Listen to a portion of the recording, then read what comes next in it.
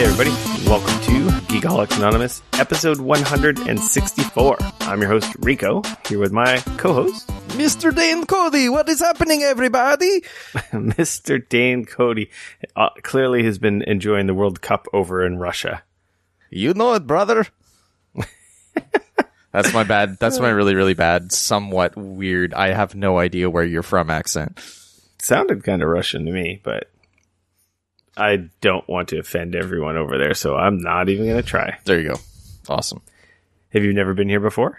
Dane and I get together once a week, talk about video games, TV, movies, and or whatever the hell we like. Primarily video games, a bunch of BS, and obviously a little bit about movies and TV sometimes when we get away from our vids and leave the depths of our gaming dungeons. Dude, I have a giant window in my office. It's not really a dungeon. It's kind of the opposite. Yeah, mine's not exactly a dungeon either, but it sounds way cooler. Okay. It also sounds kind of weird, man. Gaming like, you've dungeon. got a gaming dungeon? Is that like... right next to the sex dungeon. Yeah, like, really? Like, you can't... We'll leave that one alone. You can't just have one dungeon. It's got to be tough economic times, right? You got to rotate the dungeon types in the one dungeon that you have. Hey, yeah, man, whatever, whatever floats your boat. You know, it's like a recreational facility. You do all kinds of stuff there. Fair enough, man. Some games are just more different than other games that are played there. Like I say, you do you. Seriously though, we're back after some holidays. About to enter a heat wave here for us. Yeah, warning us. That means my apartment will be 1,000,000 degrees. Yeah, I got that AC, so I'm okay. You're a dick. Except for my hydro bills, not okay. So okay, you can keep that, but at least you can feel good about that. It's not cheap. You know, for me, I don't mind the heat so much. The only time it bothers me is when I'm trying to sleep at night. Yeah, we've got to change out the comforter on the bed. Last few nights I've been like, ugh. Yeah. Got to go to that lighter top sheet. Mm-hmm. That for me is like the one real winner when you've got, AC is that, hey, you can go to bed and you can actually sleep because you're not just dying. That's the challenge that I run into. Like, I don't mind, because you just wake up in a pool of sweat, right? Or you're just laying there sweating and just going like, fuck, I just want to sleep. Like, I just want to sleep. And then the next thing you know, it's like 2 a.m. and you're like, I just want to sleep.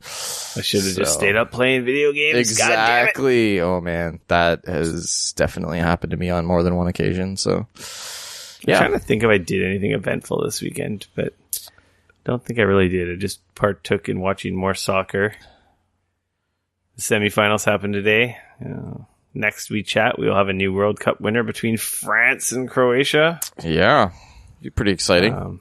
Some good games, man. Yeah, it's been a fun World Cup, though. Not too happy about my team going out. Did I talk about the EA curse on the show? No. Did you really? You really gonna go into that now, though? Yeah, I never posted it anywhere, but I meant to say it earlier. And next, ladies and gentlemen, we get into Rico's rants. Well, just before the tournament even started, they updated FIFA 18 to be a World Cup edition or something. And of course, they fucking pasted on Portugal poster boy Cristiano Ronaldo in the Portugal kit. And I'm like, God damn it.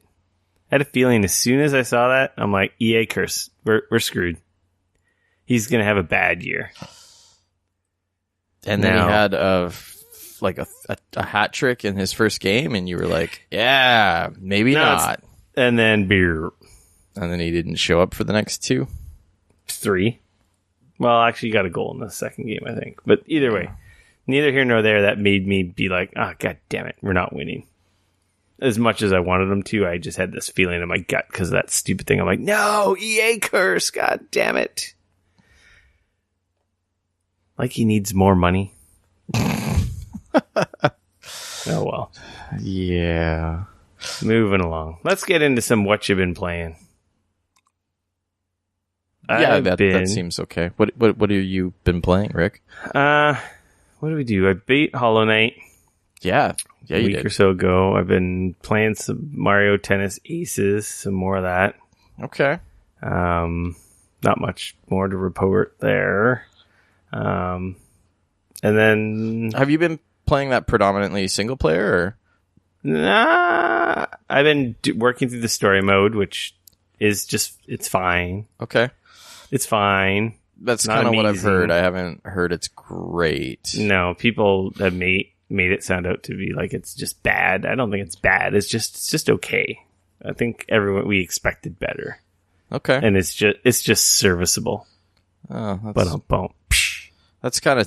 I see what you did there. Yeah. Ooh, tennis euphemism. Nice. So then, no, I actually happened to go over to my buddy Nelson's place. Big good friend of mine and listener of the show. Mm-hmm. We were playing soccer on the weekend, and he had an impromptu barbecue, and we went over to his house, and I happened to have my Switch on me, so we were playing some versus there. That was fun. Sweet. Would you say you loved it? Oh, I see what you did there. Yeah, you could play this game. He liked it. Yeah. He wasn't liking that I was beating him for the majority of the time, but he finally got the hang of it, and he actually kicked my ass the last game we played. But that was fun. Very nice. Like I said, if you have people to play with and you're into the tournament, the multiplayer is the big, highlight of the game. Right. I wouldn't buy it for the story mode or like the single player. I might not be worth it, but so like local co-op, like sort of local or online even. Yeah, it's fun. Right on. But if you're not going to do any of that, you might be better looking elsewhere. Fair enough. I mean, I don't know how many tennis games there are nowadays. Yeah, I don't think it's a very popular category right now. Yeah. I think the last tennis game I really played was the Virtua Tennis on Dreamcast. Wow. Yeah. That was awesome, though. I feel like I played a Top Spin game on... I think the Top Spin games were made by the same guys, I believe. That was on Xbox, right? I want to say I played a Top Spin game on 360, but maybe I'm mistaking. Yeah, I thought Top Spin was Microsoft. I'm not sure. But I don't know. Yeah, like I said, it's been a long time, to be totally fair, so... Yeah, it's very, very long time. Top Spin. Apparently Top Spin was 2K. That makes sense. 2K Sports. Developer 2K Czech. There's a Top Spin on the Xbox. Anyway, 360, PlayStation 3, Wii. Whatever. Yeah, so anyway, like I said, it's fine. Multiplayer, I like it. It's fun. Sweet. Super polished. Characters are cool. Wouldn't buy it for single player. Okay, that's fair. But with that done, I've been playing Detroit with the wife. Yeah, how's that going? I don't think we played it since last we recorded. Really? Okay. We've just had a lot of stuff going on, but I've been wanting to go back. I think we're about 3/4 through. The story's really ramping up. Right. But I was like kind of looking at my pile of games, and I'm just like, I don't know what to play. Yep, it's kind of that time of year right now. Well, that's the thing. There's new stuff, but not any really big AAA new stuff. And then I have Yakuza 6. Mm-hmm. I have Nier. Mm-hmm. What else do I have? Man, thanks for reminding me. I need to get back to Nier. Jeez. I'm sure I have more that I need to get to. And I just end up going on Reddit, chatting on Discord, or doing some other stupid shit, wasting my time instead of playing games. Yep, that happens to me.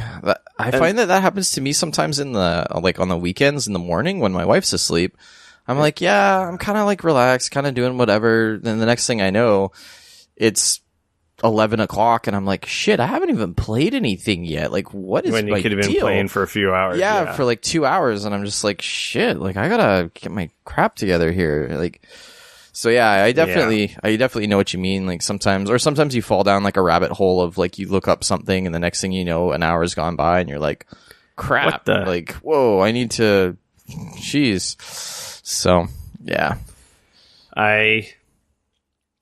So I sit there and I'm just staring at the wall. Not really. Staring at my computer and my consoles in my office, and like, I don't know. I like have no desire to play anything. And then for some reason, I decided to launch Call of Duty World War II. I'm like, oh, I never beat this. Oh, okay, fair enough. I think it was maybe it was updating on my Steam. And that's what brought it to my attention. You like logged in and saw that it was like doing something, and you're like, oh, hey, I need to go back to that. So yeah, I don't know how far I am, but I've definitely put in a good 3 or 4 1 or 2 hour sessions so far. Okay. I want to say I'm probably 3/4, if not in the tail end of that game. All right. It's better than I remembered. I might have kind of last year. I was like, it's another World War II shooter, right? Which it is. Okay. But it's beautiful. Obviously, it looks right. fantastic. I mean, I'm sure it runs like great and everything. It's a pretty decent story. The characters, I know all their names. I know what's going on. Right. They're doing a good job of showing some of the ugly sides of war, the war machine, World War II, and so forth. You've got vehicle levels in there as expected, a tank level. Right. There actually was a flying level, which I wasn't expecting. Oh, wow. That actually really does surprise me, seeing as there isn't any like vehicle or flying in the multiplayer and stuff. Yeah, it was like a World War II, like dogfighting, essentially. Oh, that's pretty cool. You were cool. escorting a bombing mission and obviously fighting Nazi fighter planes. Sweet. And it is kind of neat. It was third person. I don't know if you could change the view. Okay.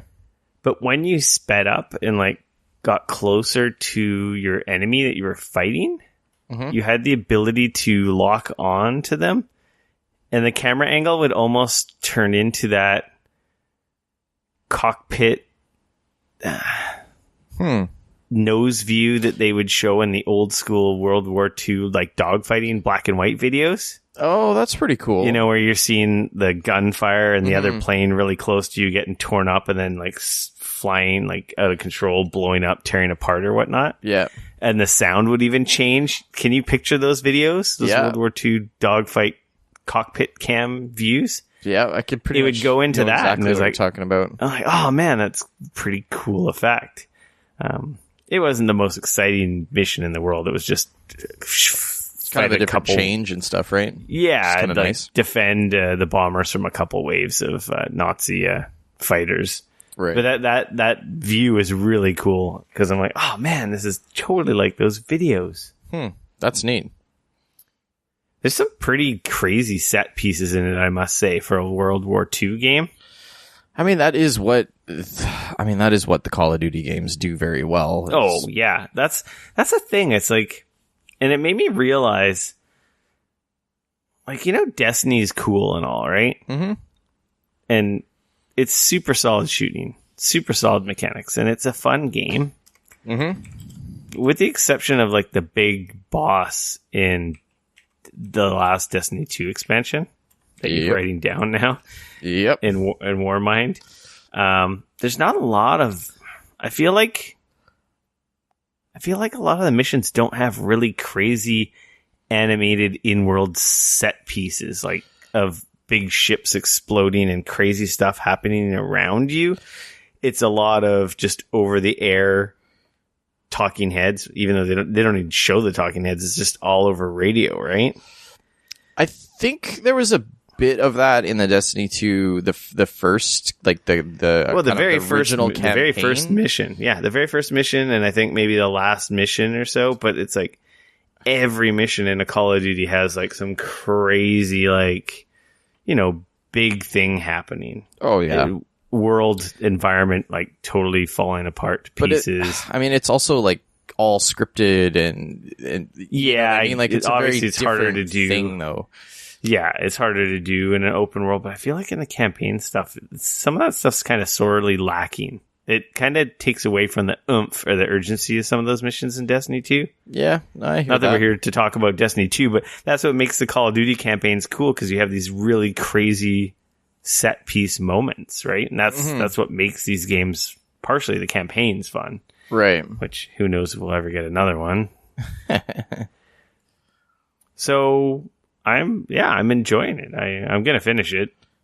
That's I will cool, play man. More probably after recording tonight. I'll definitely have it wrapped up by the next time we play. I think I have another 1 or 2 sessions left. Well, okay. Because, yeah, I mean, generally those games aren't that long.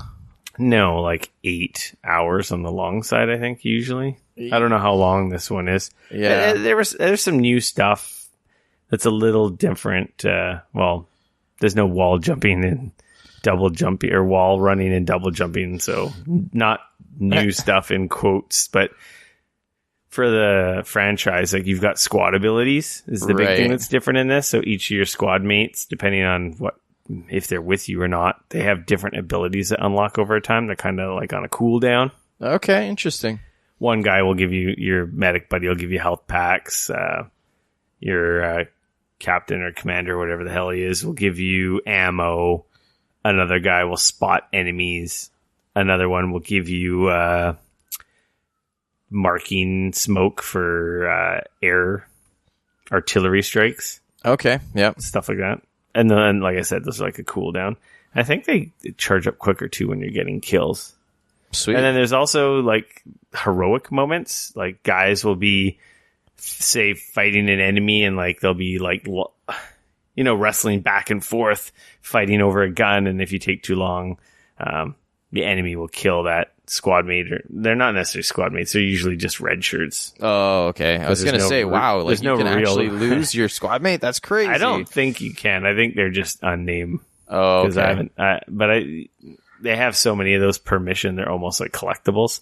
But or you'll find a guy who's stuck in the open. He's like, I can't move my legs. Help me, man. Oh. And they kind of have like a little countdown, not a countdown, but like a little meter going down. Right. Almost and if like you get to them and stuff, then. Yeah. And you actually drag them into cover, and then, oh man, you saved my life. I owe you. Oh, that's cool. I don't know exactly what the reward is for those, or if there really is any, besides the checkbox of doing them all in each mission. Right. Like, there was one where a guy was caught out in the open on a sniper mission. Like, the sniper had us pinned down, and I just couldn't get him for the life of me. I'm like, sorry, bud. Every time I would go for him, I would die, and it's like, okay, I'm done with that. Right. But those are kind of neat. Man, World War II sucked. Yes, time. it did. All wars suck big time. But it's been entertaining. I post on Twitter. It's like just a big, summer blockbuster popcorn flick gaming palate cleanser. Right. And the shooting's good. Popping headshots and watching Nazi helmets pop off their heads. It's pretty satisfying. That's cool, man. Right on. And also, that classic World War II rifle. Cling, that cling sound from the clip emptying out. It's so iconic. Yep, I definitely hear that. So, yeah, I've been enjoying that. I will beat it, and maybe I discounted it a little too earlier last year, but hey, when you have 1 million games coming out at the same time, it's not hard to do. Yeah, I hear that, especially in the fall when, you hear that it's maybe not. When there's so many other games, like you said, it's well, I think we were playing some multiplayer too, so it made it hard to go to the single player. Right. That's cool. Yeah, no, speaking of Destiny 2, this weekend I managed to go back and finish off the Warmind campaign and the new expansion. It was 4 missions. Yeah, it was definitely not maybe 5 long, that's for sure. Better than Osiris, big time. Yeah, it didn't. Osiris felt really padded with the whole Infinity Forest thing. It just didn't. It didn't feel like every time you went in there that it was. I don't know. It just felt mission. padded. Like, it just felt like it was longer for the sake of being longer. Yeah. Like, I know that there was kind of story reasons, but I don't know. From a gameplay perspective, it just didn't really do anything for me. Warmind was fine. Like, it's the Mars sort of world that gets opened up is pretty small. Like, I was kind of surprised at how small that, like, just that open space is. Yeah. But I mean, I guess the Osiris one was also like that is tiny. Like the whole... The Warmind area is very multi-leveled. Yeah, that's true. I guess. And there's some nooks and crannies in there. Mm-hmm. When you do some of the adventures. Yeah, I've been playing some of those. Hunting down some of those collectibles.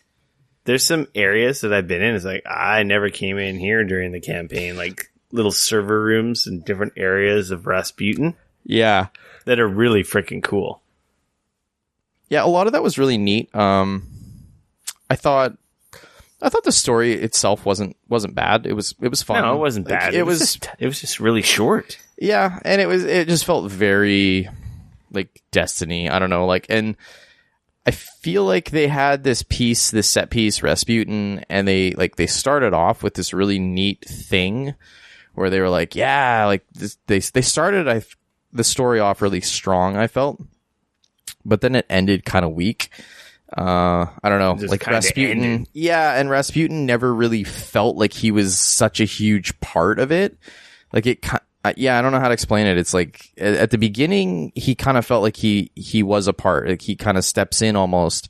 But towards the end, it's like all you do is like forge a lance and throw it at some dude. Like, I don't know. It felt very like, did you really need, like, I don't know.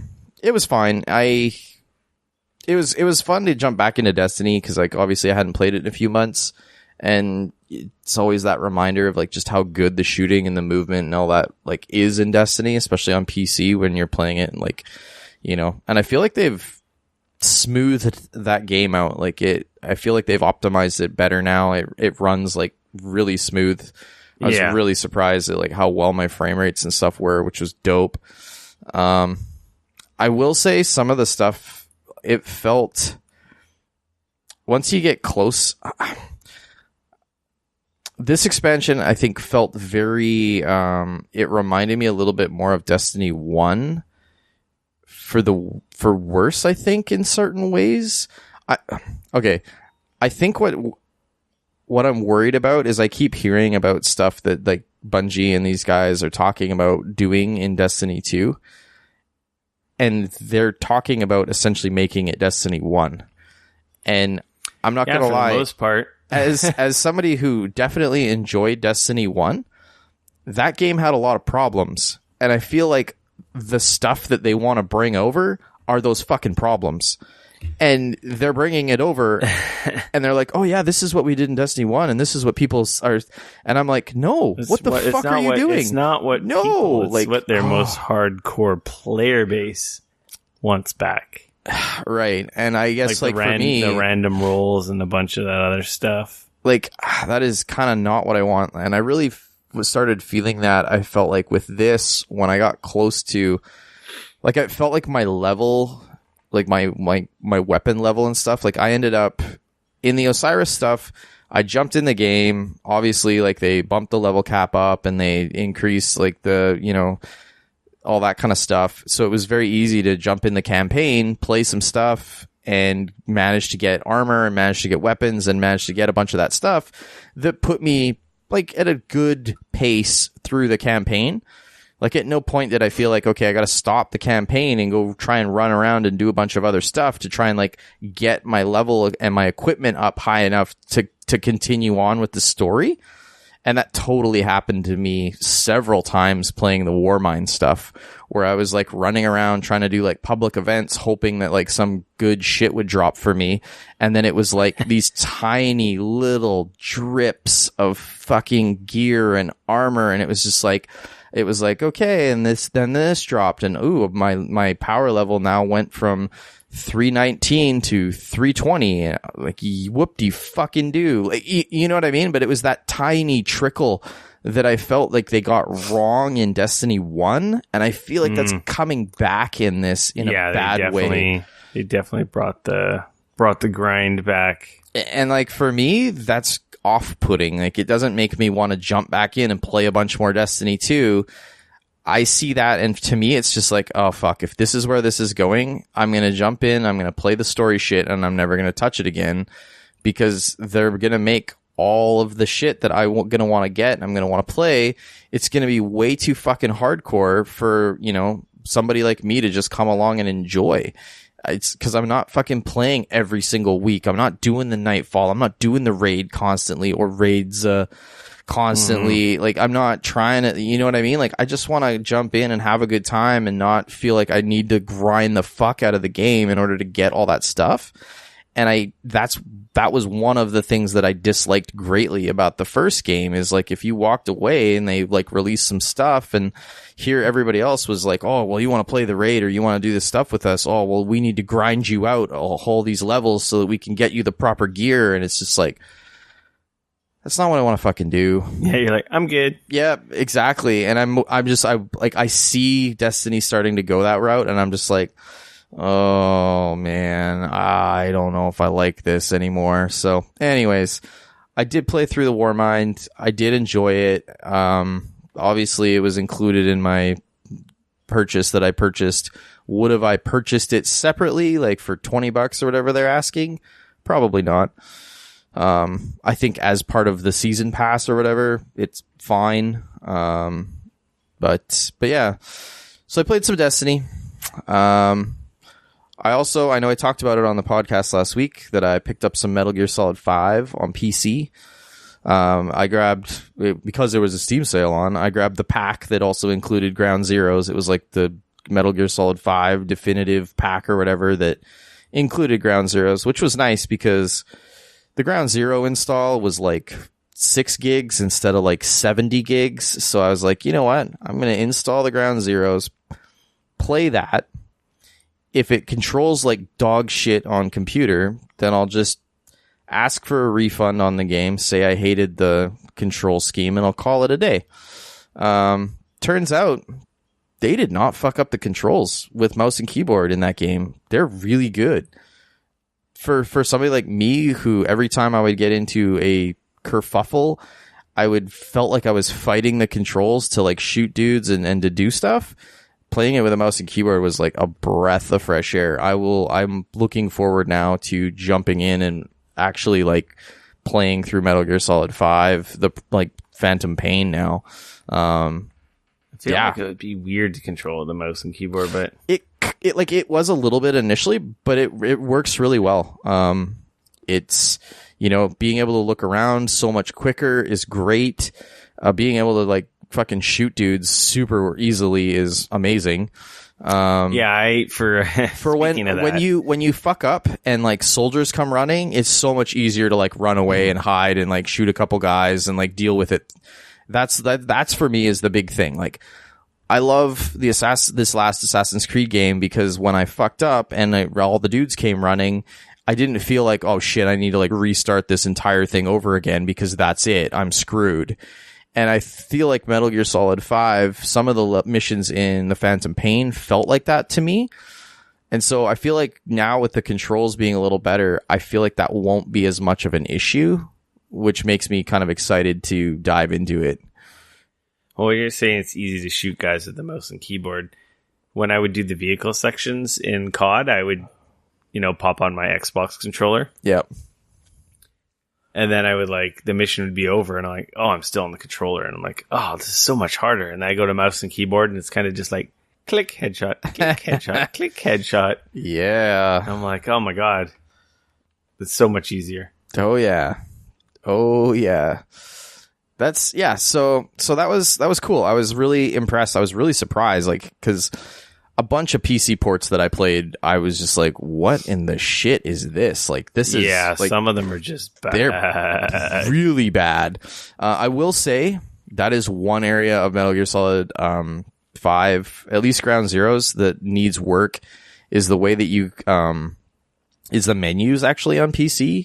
You can use the arrow keys to dive through the menus, which is fine, but it's weird because you can't see like the mouse cursor, so it was a little bit of a trip.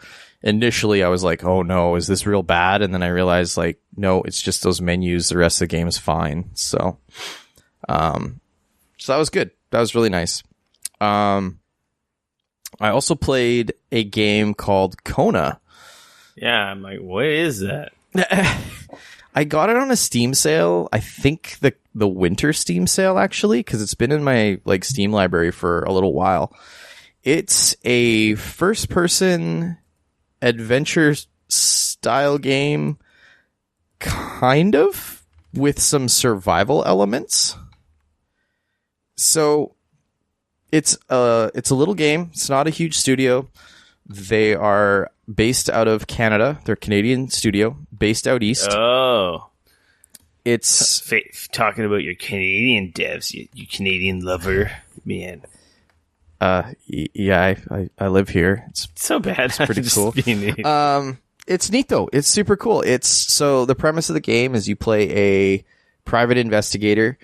It's set in Quebec in the 1970s, and the game starts off and you're cruising along in this truck. You're a private investigator, and you get called by this dude to come invest. He's a rich guy in this like a little rural town out in somewhere outside of Montreal, somewhere in northern like Quebec.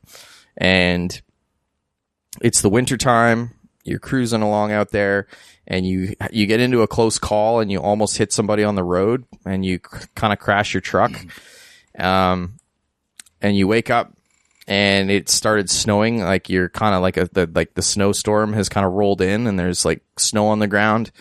And like so you jump out of the truck, and you have to like kind of figure out like, okay, how do I get unstuck?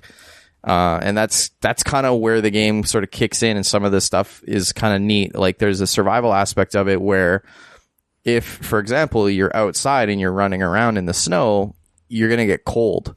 And if you're out there for too long, your heat gauge is going to drop to 0, and then your health is going to start to go down. It's because you're slowly freezing to death at that point.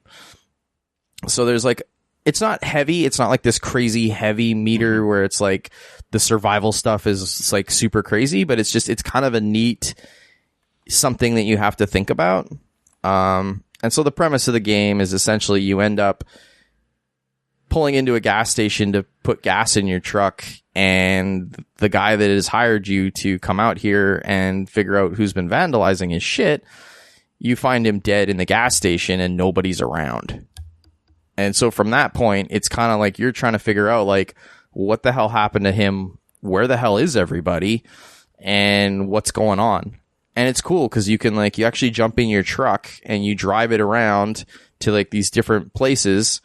And like kind of from there, it's like an adventure game. You know, you like run around the world. You try and like figure out what it is that you need to like grab and what interacts with each other. There's like puzzles, and you're trying to figure out more or less like who killed him and what the hell's going on in this like little town. Meanwhile, there's like a big snowstorm going on, and you're driving, and there's like, it's hard to see the roads, and it's really cool. It's really neat. I don't know how far into the game I am, just because like I don't know how long it is. I get the feeling like it's probably not super long. If I had to guess, I would probably say maybe 6-8 hours. Maybe I'm not entirely sure. I think I probably played for 2 or 3 hours at this point. So like, again, I don't entirely know how like long it is. But I'm having a blast with it. It's really quite pretty. The one thing I will say is it has a little bit of a strange loading system, like where you'll be in an area, everything will be good. You'll like jump in the truck and you'll like start to drive to another place. And it's all kind of like open world, if you will. But like every once in a while, you'll just be driving along, and all of a sudden you'll just see like a little circle in the screen, like it's loading. Yeah, that's kind of weird. And it, you know, but whatever. I mean, it's a small team. It's one of those things that it's not that annoying. It, you know, it happens every so often, but I was watching the trailer while you were talking. It looks kind of neat. It's cool. They just added a VR component. Yeah. It's not, I know, I just saw that. I don't unfortunately have like VR on my PC, which is kind of a bummer because I think that game in VR would be fucking rad. Like, I think it'd be really good. Just because it is like so much of it is that moody atmosphere in that game. And it's neat. It's really well done. There's a really cool narrator. He's like kind of talking over like what's going on and like what's happening. And so like you'll find something in the world and you'll be like looking at it and the narrator will like start in and our so-and-so just found this thing and he's wondering to himself right now, like, what about this? And like, it's done really cool. I'm really enjoying it. And I'm actually really curious kind of like what's going to happen and where it's going. There seems to be some sort of a weird mystical supernatural element to stuff. I'm not entirely sure yet. So hopefully I'll get a chance to play some more of that. Hopefully finish it off. If it's, like I said, I get the feeling it's not overly long. So, but really been enjoying that. It was a lot of fun. Look at you with the indie games, new games, off the radar stuff. Yeah, man. I try, look, I actually picked up a bunch of stuff so for many that. And I know. I'm like, I get overwhelmed, and then I end up playing COD. And then on, let's see, what was it, Saturday? I think it was Saturday. Maybe it was Sunday. Either way, Warframe had their huge, like, they call it Tenno Live. Is that what it is, or TennoCon, or Guardian yeah, it was Con? TennoCon. It actually happens I don't know about at the studio, but it happens over in Ontario near the studio. They put on like it's essentially a Warframe con where all the fans of Warframe show up. They put on a big press release. They talk about like what's happening in the game.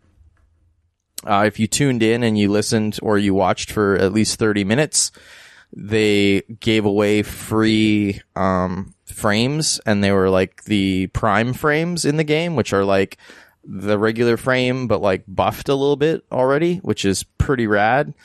So like the fact that they were giving away, like if you linked your Twitch Prime account to your Warframe account, and then you tuned in and watched like 30 minutes, they automatically like gifted that to you. It just showed up in your game, which is pretty cool. Speaking of that, yeah, I saw that announcement, or you retweeted that it was on. So I linked all my accounts. I did all that stuff. I left the Twitch page maximized on my PC, and then we went to go walk the dog. Nice. And then I came back, but my computer was asleep. Uh-oh. So now I don't know how long of it actually watched or when it quit. And then I feel like I don't know how to tell if I got the stuff for watching it. Anyway, I launched the game. Yep. Last night, and I'm like, oh, what am I doing? I'm like, I gotta finish COD, and then I'll come back to play Warframe. Right. But then when I logged in, I'm just like, I'm on my ship, and I'm like, I don't know what I'm doing. I don't even know how to play this game anymore. I forgot already. And I'm like, I don't know if I got the free stuff. I don't know anything. And I'm like, stop it. Go back and finish the game you started, then come and waste your time on this. Right. Yeah, no, so for me, I logged in. You walk down into your ship, you go to where you were, like, you would equip stuff on your frame. If you go in there and essentially if you go into the area where you would change your frame out, for me, the new Warframe was just in there, and I could select it and like start using it if I wanted. That's essentially how I found out that like I got it. I don't know how to change frames, so maybe I just don't know how. I need to figure that out. So that's from the equipment menu. Yeah. It's like I said, on your ship. Yes, you just wander down there, and there it is. They had their convention. Rico did or didn't get his free loot. Considering you're more familiar with Warframe than I am, I know they announced a bunch of new stuff. It's coming to Switch. That was like the huge announcement. Yeah, pretty huge announcement for Switch, because like that's a huge free to play, really great game that so it's insane. They had over 400,000 people tuning in on their Twitch stream. And I mean, don't get me wrong, a bunch of those people were probably just like you. They tuned in because they wanted free shit, because we're gamers, and of course they want free shit. But that being said, always seems to get us. But that being said, man, 400,000 people tuned. That's crazy. Here's a game that is 5 years after it came out. 5 years. And it is like seemingly doing better than it ever has. It's got a convention. Yeah. And I don't like, to be totally honest, I don't know how many they've had. So maybe this is a thing that's been happening and I've just haven't been paying attention or didn't know about it till now. But apparently they've been making some killer coin. Yeah, they're doing a lot of things really well. Yeah, they have a huge expansion coming. Like, well, I don't even want to call it an expansion because, of course, it's like a free update coming. Yeah, it's like another huge open world part because they dropped that big open world area last year, like on Earth or whatever, that you can go into and run around, and it's this like massive like open area where there's missions and various other stuff. They got another like area coming. They got a whole bunch more story content coming. Obviously, they're dropping new frames. Like there's a ton of stuff going on in that game. And yeah, it's a great game that is, once you hit a certain point with it where you don't forget everything as soon as you like, don't play it enough like you.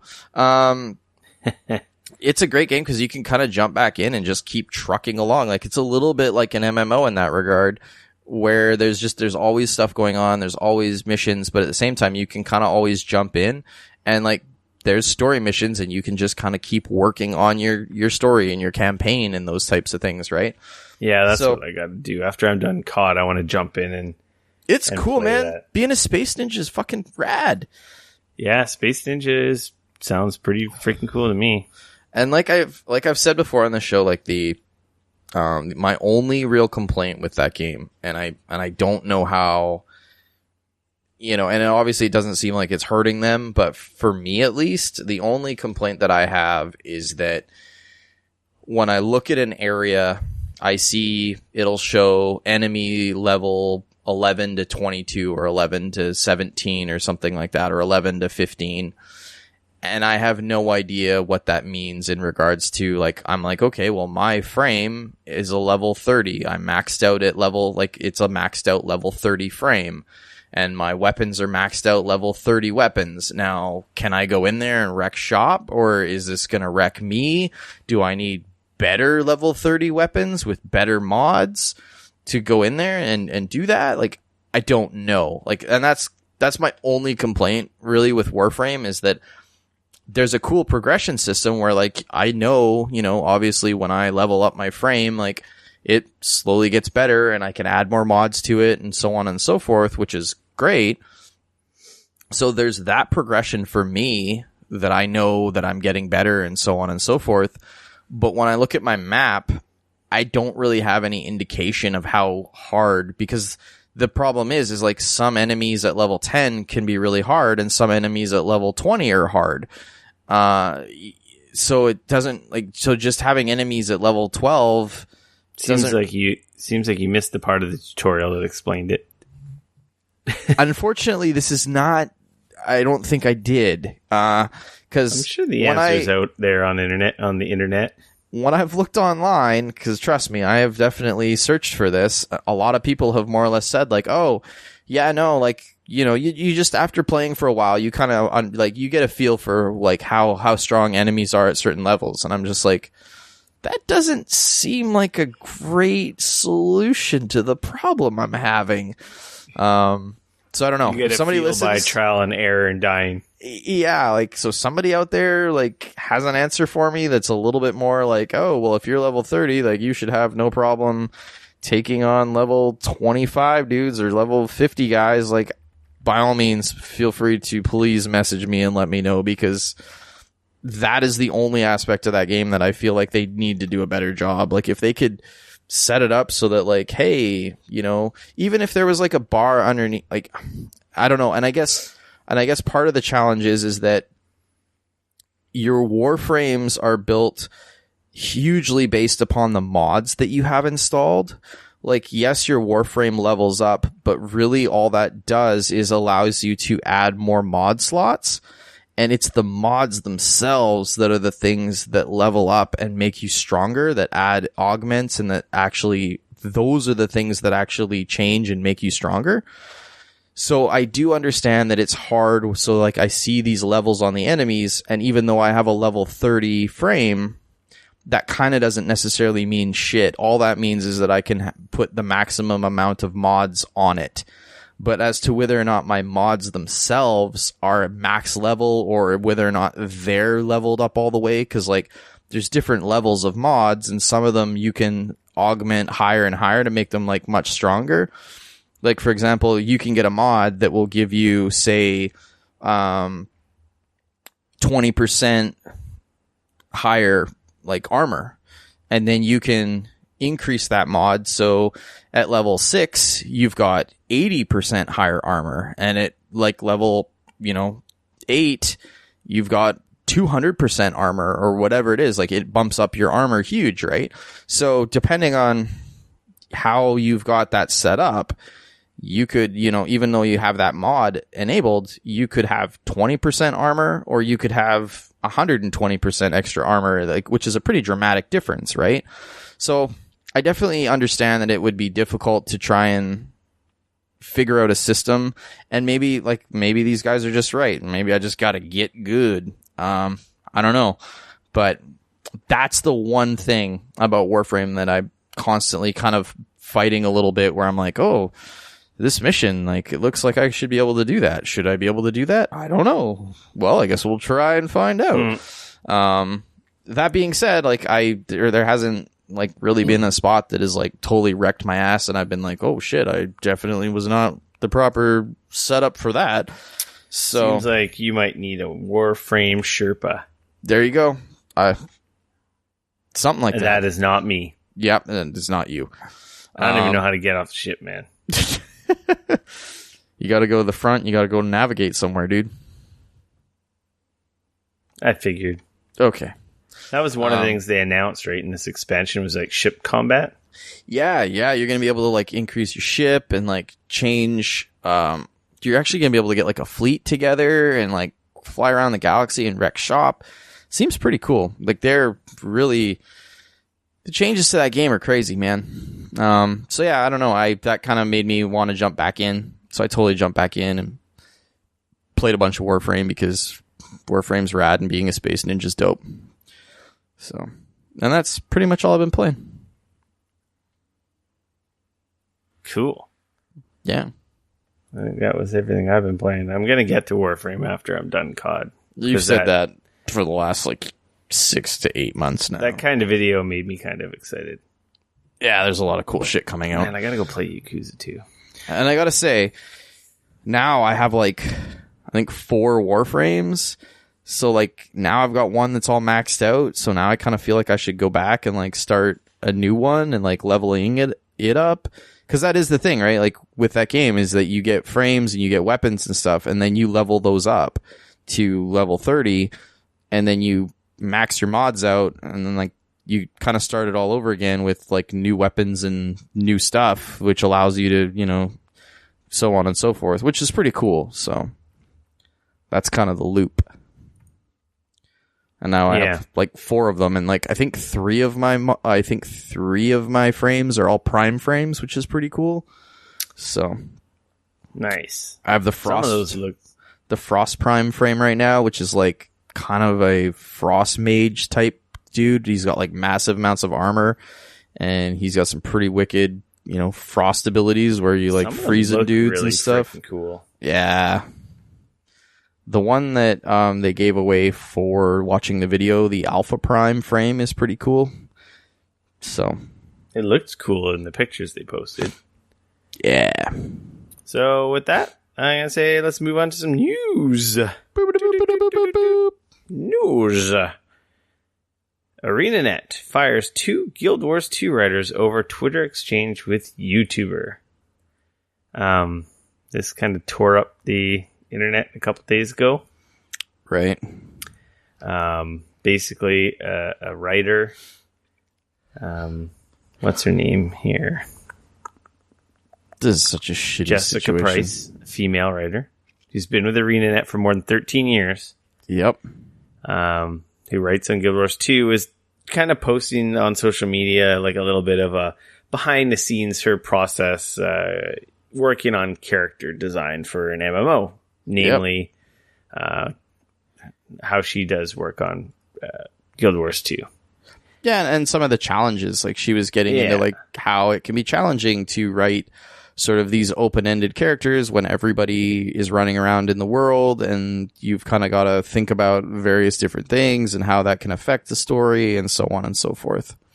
Yeah, so she got into it with a YouTuber who basically sent her a message on Twitter and kind of mansplained his thoughts on story design. And one thing led to another. It was the straw that broke the camel's back. She kind of fired back, maybe a little less professional. I don't think she was that bad. I really honestly don't. I feel like she had every prerogative to say what she said. I don't really feel like it was that bad whatsoever. And then Reddit kind of dogpiled her, and ArenaNet fired her. And not only did they fire her, they fired one of her coworkers who stood up for her online. Yep. So it was shitty, man. I understand ArenaNet not being happy about maybe the way she interacted with the community. But man, in my opinion, F those guys, man. That's a pretty shitty way to treat your hardworking employees. It's one thing if she came out dropping all kinds of profanities and was I don't think she was over the line at all. That's where maybe they could have been you know what? You just got to take a vacation from the social media and don't engage. That's not how we want you to interact with the fans. But to fire her just seemed like such a boneheaded, stupid move. That didn't seem very cool. And especially the fact that she's a female in the video game industry who got dogpiled by Reddit, and then her employer fires her. I also think that this was super shitty because this was her personal Twitter on her personal time. This was not in any way, shape, or form attached to ArenaNet. This was not like she was tweeting from an ArenaNet profile saying ArenaNet said this to our people. Totally not. This was her sort of talking about some stuff in her personal time. And so she essentially said, so the tweet that started it, she said, "The dirty secret is I'm not sure if it's possible to make an MMO or CRPG character compelling because people have different expectations about what the character will be as opposed to a pre-designed character in a single player game." So she's kind of venting / musing on Twitter a little bit behind, the thing. And this other guy, I feel like he maybe it's hard. Ultimately, yes, he fucking mansplained it, and he totally pulls off the whole oh, this is a really interesting thread to read, and then totally dives into but allow me to disagree. I don't believe the issue lies in the MMO genre itself. I believe the issue lies in the constraints of the living story narrative design. And then he pretty much dove into how he thinks that they should have branching story stuff, and then that would essentially make everything better. Now, the issue here is that he is actually an ArenaNet sponsored fucking streamer. He's one of their influencers on Twitch. He streams for them. And she essentially replied to him after he had a 3-tweet thing here. And she essentially replied with "Thanks for trying to tell me what we do internally, my dude." She then retweeted another person's remarks to her larger Twitter following saying, "Today, in being a female game dev, allow me, a person who does not work with you, explain to you how to do your job." And I don't think that is bad. And then of course the last one that some may say was the issue, but whatever. She also said, like, a few minutes later, she added, like, the next rando asshat who attempts to explain the concept of branching dialogue to me as if, you know, having worked in game narrative for a fucking decade, I have never heard of it, is getting insta-blocked. PSA. So, like, I get it.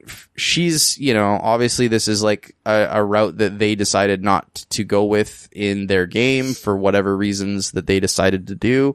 And I'm sure that there's a ton of those reasons, and I'm sure that they went over and over and over it, like when they were building the game to begin with. And this is, by the sounds of it, something that happens to her on a fairly regular basis. So, I mean, I feel like, especially seeing as this is her personal Twitter and this was her on her own time, I feel like this was totally fine. And then the issue of freaking ArenaNet looking at that, jumping on that, and firing her, like,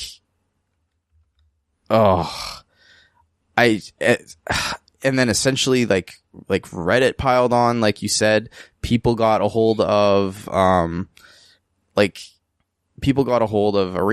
and and that's ultimately what this comes down to, is that, like, Reddit dogpiled onto this and complained to ArenaNet, and then ArenaNet responded with their thing, which said, we strive to cultivate an atmosphere of transparency around the making of our games and encourage our teams to be involved in open, positive discussion with our community. Earlier this week, 2 of our employees failed to uphold our standards of communication with our players and fans, and they are no longer with the company. But, like I said, personal Twitter, personal feed, personal time. Like, yes, I get that you can say that you worked for ArenaNet, and, like, in your feed or whatever, people obviously know that that's where you work.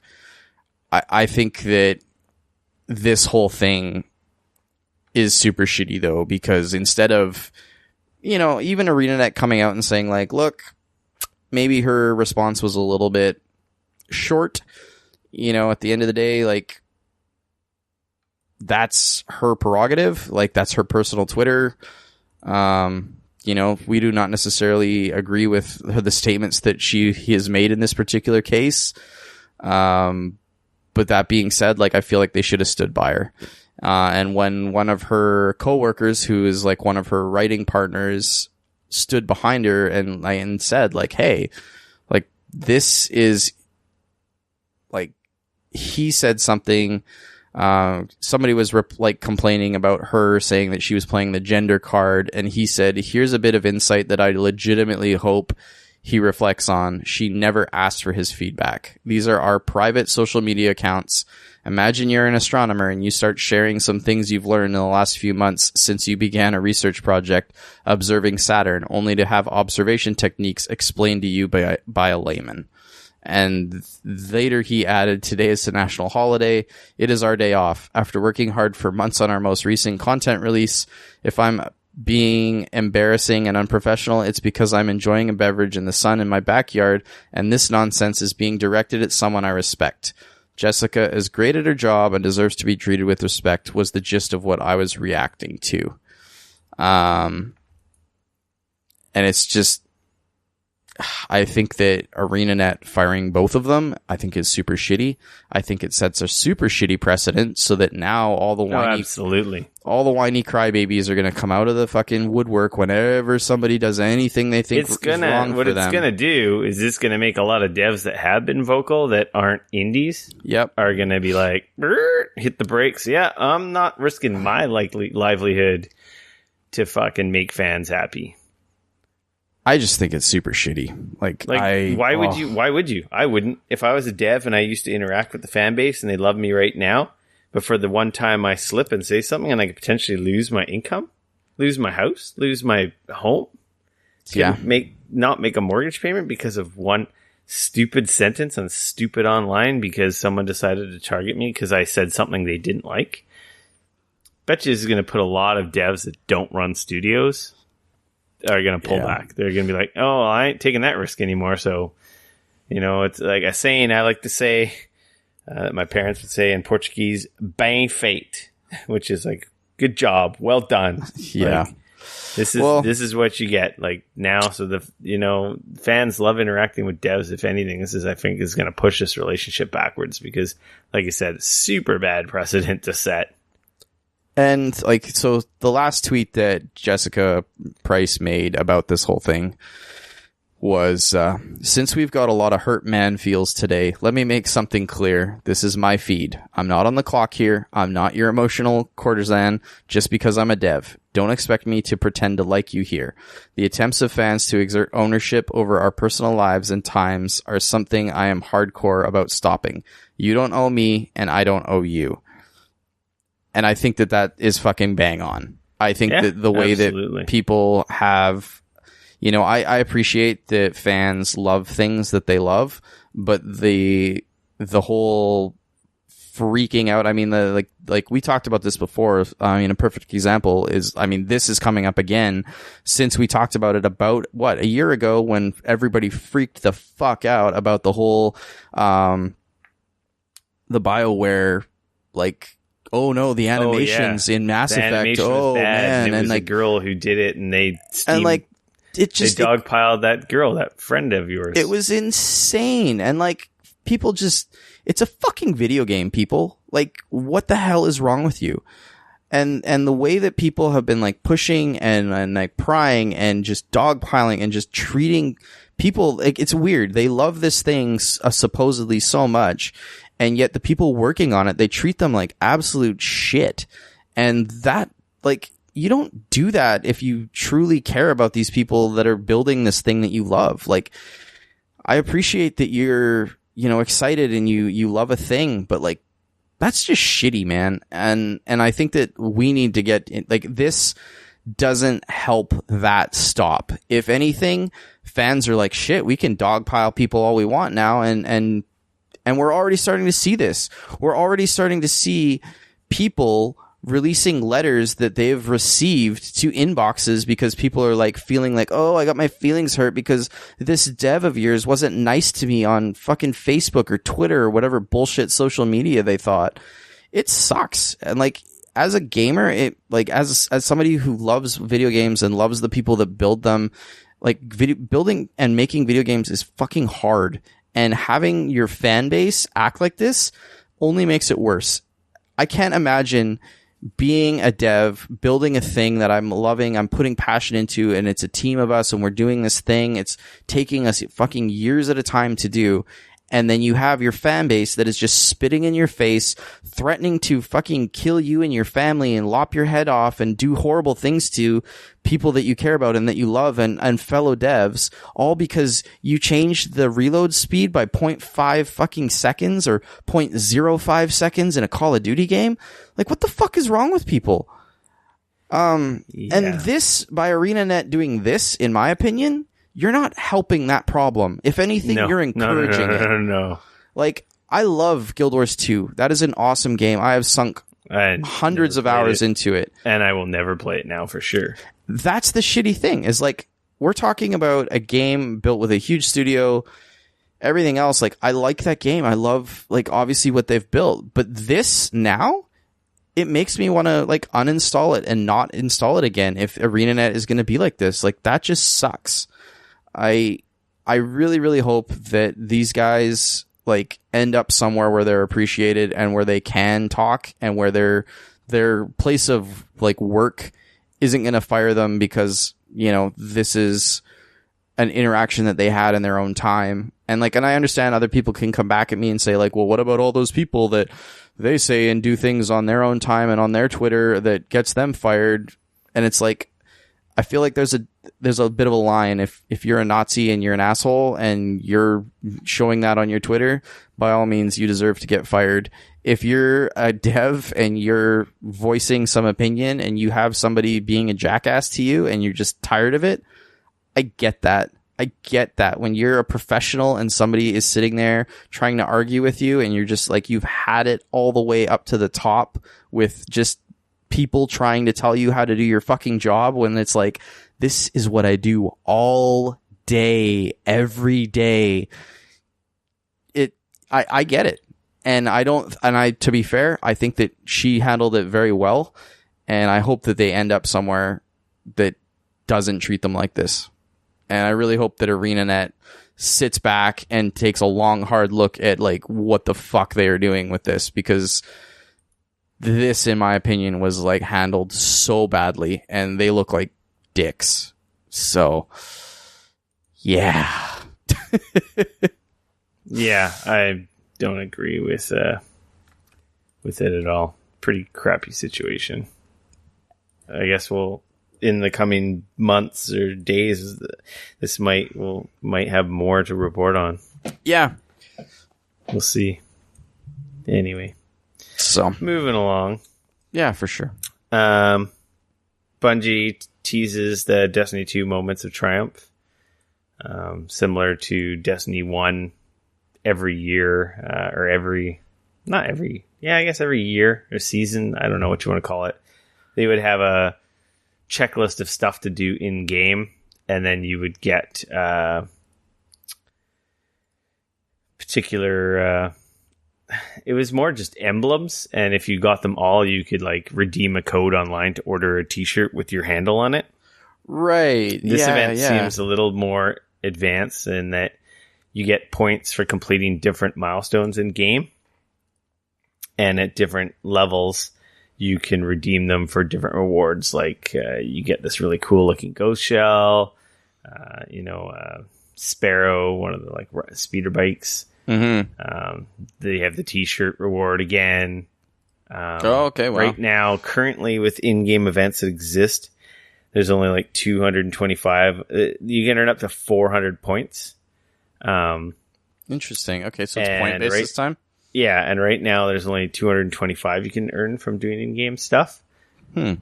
July 31st, there is like a pre-Forsaken event, Solstice of Heroes, and then that's where you can earn the other 175 points. Oh, okay. They're kind of cool. I don't know. I doubt that you got to do the raid. You got to do some other grindy activities. I don't know. I might hit the lower tiers of it by the time it rolls around, but I don't know. The t-shirt would be cool. Yeah, the t-shirt would be neat. The Ghost and the Sparrow look pretty cool as well. And there's some armor sets as well. But I think those have to do with the hero event that will start, I guess, on the 31st or in August sometime. So, right. Darksiders 3 has gotten a release date. Hell yeah, it did. November. Was it the 27th? I want to say. Where is it? Yep. Xbox One, PlayStation 4, and PC on November 27th. Man. And they had a new trailer. Is it a new trailer? I don't know. Can't tell. When did this come out? Yeah, they got the Flame Hollow trailer. Yeah, July 10th. So, yeah, there's new bundles you can pre-order for that now. Kind of weird. I don't think it was at E3. I didn't see anyone talk about it, so I don't think it was there. I don't think THQ Nordic was at E3. No. I believe they flat out said they weren't going to be there. Yeah. So but my guess is that you're going to see them at Gamescom for sure. Yeah, Gamescom for sure. And we'll probably see them at PAX would be my guess as well. Probably, yeah, where we'll get our next deluge of info on that game. Speaking of release dates, Monster Hunter World. On Monday, they revealed that it's coming out for PC. And it's coming out soon, August 9th, next month. So, yeah, that's 8 months. I think people were rumoring 6, but 8 months after it came out on consoles, I guess it's not terrible. I hate that I still really want to. Does 4K? I really want to dive in. It does 4K 60. I really liked Monster Hunter World. I don't know. I don't know. There's nothing else in August, so it could jump back in. But then, nothing else in August? What else is coming in August? There's definitely some other Dead stuff Cells coming out is coming in August. Chasm's coming in. Oh, yeah, there's a couple. Never mind. I don't know. I don't think I will. I don't know. I said I was going to double dip, but I don't know. And I mean, I might very well be like getting caught up in the FOMO again. I don't know. We'll see. I managed to not get into it the first time round, but the idea of playing it like without, 60 and all the good stuff. Yeah. Ugh.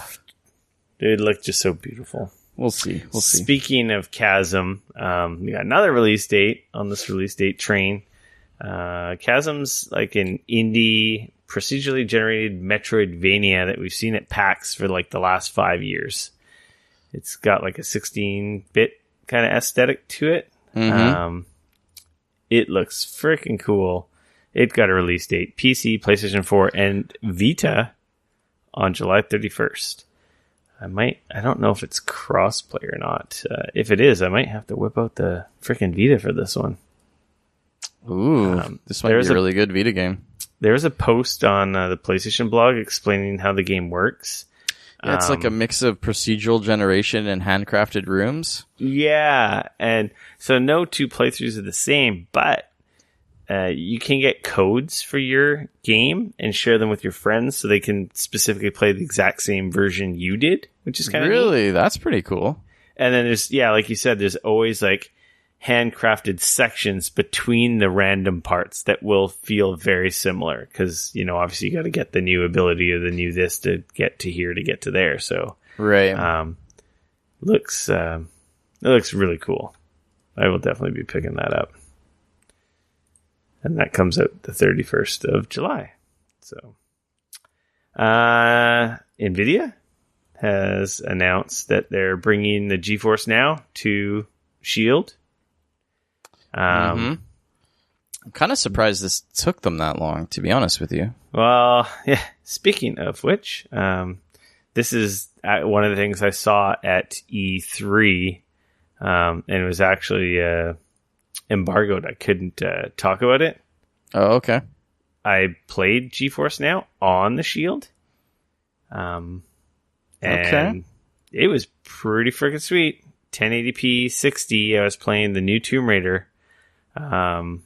That's pretty obviously sweet. If you're not familiar with GeForce Now, it's a cloud. It's a virtual PC, like a 3 gigahertz PC loaded up with a 1080. I don't know if it's just a regular 1080 or Ti it's emulating, and can basically emulate most PC games at 1080p 60 and above, like on high ultra settings.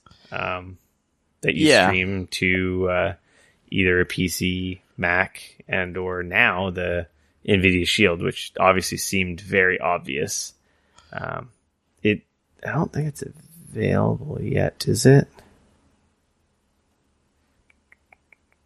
Streaming on the Shield or what? Yeah. I don't believe so yet. The Shield switchover should happen in the next week or so. There you go. Yeah. So, I will say I played. I talked about Tomb Raider already, didn't I? I believe so. We talked. Yeah, I think I talked about it in one of my first E3 hands-on. So I played that on PC. I believe it was. I want to say it was 4K 30. Oh wow! Okay. Which was great. I don't think it was 4K 60. The guy in there didn't know for sure. It was definitely on a TI. If not a SLI rig, if not an SLI rig at the very least. But when I went and got my Shield demo, this was what they were showing in there. It was 1080, 60, and I swear to God, it looked and felt just as good as the high-end PC version I played. And honestly, I feel like it felt better because it was 60 FPS. Wow. I was super blown away. I'm like, dude, if you had not told me the other one was 4K, I would believe I was playing the same thing here. That's crazy.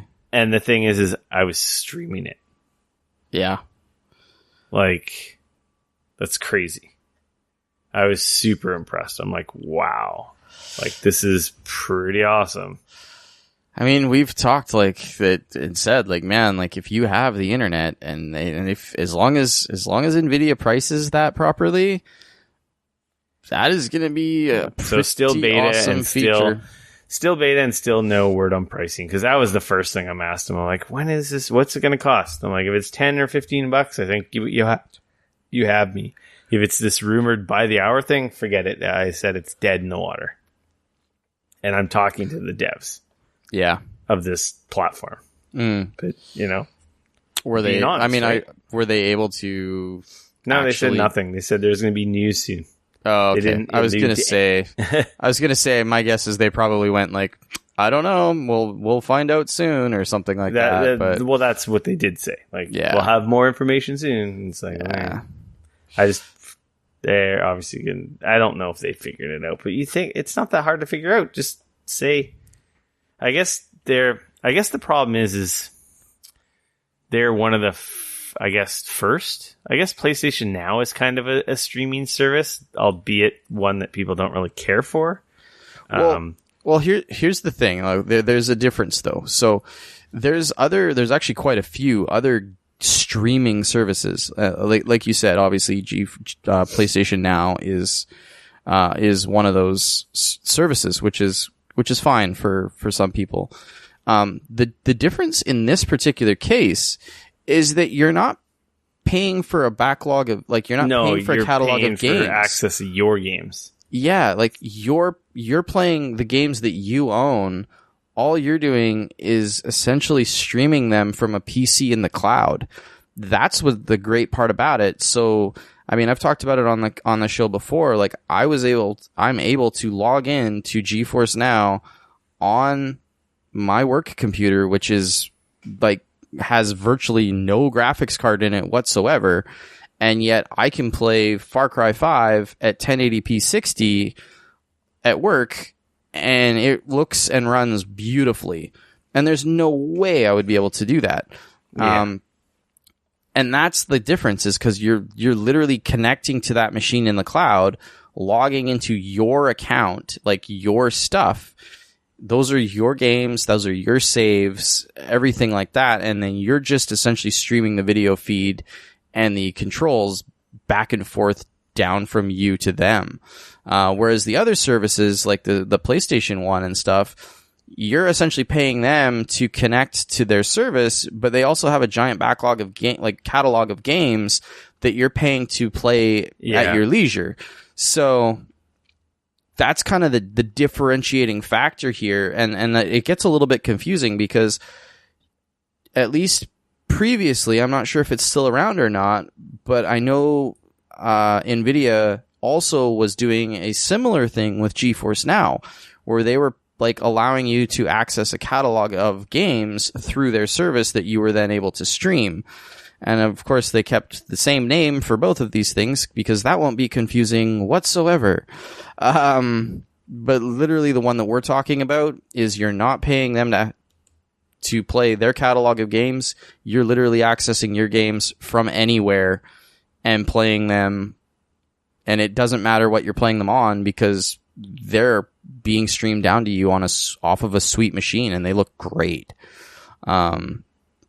That's the part of it that I like absolutely love, because I never have to worry about like, oh, well, is that game going to be available? Of course it's going to be available because I own it, and it's not going anywhere because I own it. And that's just sweet. I was just looking at PlayStation Now. It's $20 for a 1 month subscription, right? Which is possibly the worst way of accessing it. A 12-month subscription is $100. So honestly, I haven't played it. Like, I have not played with it, so I cannot speak for the quality of that service. You can get a 7-day trial to check it out. So I'm kind of tempted because, like, just to compare it. Yeah, like if it's like I said, I mean, I was like very impressed with playing Fortnite. It's kind of a hard pill to swallow because a bunch of the games they advertise that you can stream that are new every month. Well, if I own them on Xbox, I could just play them on back compat for free. Yeah. And it is kind of this similar thing to Game Pass, though. From what I can tell, Game Pass has way better games available, and you download them and play them locally. There was a rumor floating around lately that with PlayStation Now, they were going to allow you to download games and install them and run them locally. Right. But it's just a rumor. But yeah, so I don't know. I don't know what GeForce's problem is with not announcing their model.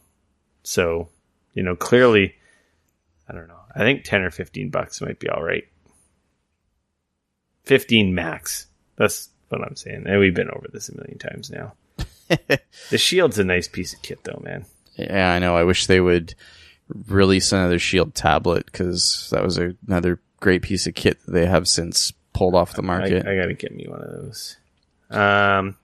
But ultimately, I mean, I like the Shield a lot. Don't get me wrong. But for me, it's like, what's like, if you have a Steam Link or you have an Android TV, you really don't need a Shield. Like, so for me, it's like, I really don't need a Shield. Yeah, because you have an Android TV. Yeah, exactly. Which is essentially kind of what it runs, right? Yeah, the Shield totally just runs Android. It runs NVIDIA could literally release the GeForce Now app on Android, and everybody with an Android TV or an Android set-top box could do the exact same thing that the Shield does. Who knows? It doesn't mean they wouldn't. No, doesn't mean they won't. Especially if the GeForce Now becomes a subscription service. It kind of makes sense. Here, you can run it on other stuff, but here's the Premiere. Have some unique features probably for the Shield, maybe. Mm-hmm. I'm actually, like, now that we're talking about this, I'm actually curious whether or not the Steam in-home streaming, now that they've released an app for Android, I'm wondering if I can just use that with my Android TV. Can you just install apps on your TV? Yeah, absolutely. I just go to the App Store and download them just like you would on your phone. Huh. There's an App Store built into my TV. I want to throw my TV in the garbage and get a Sony now.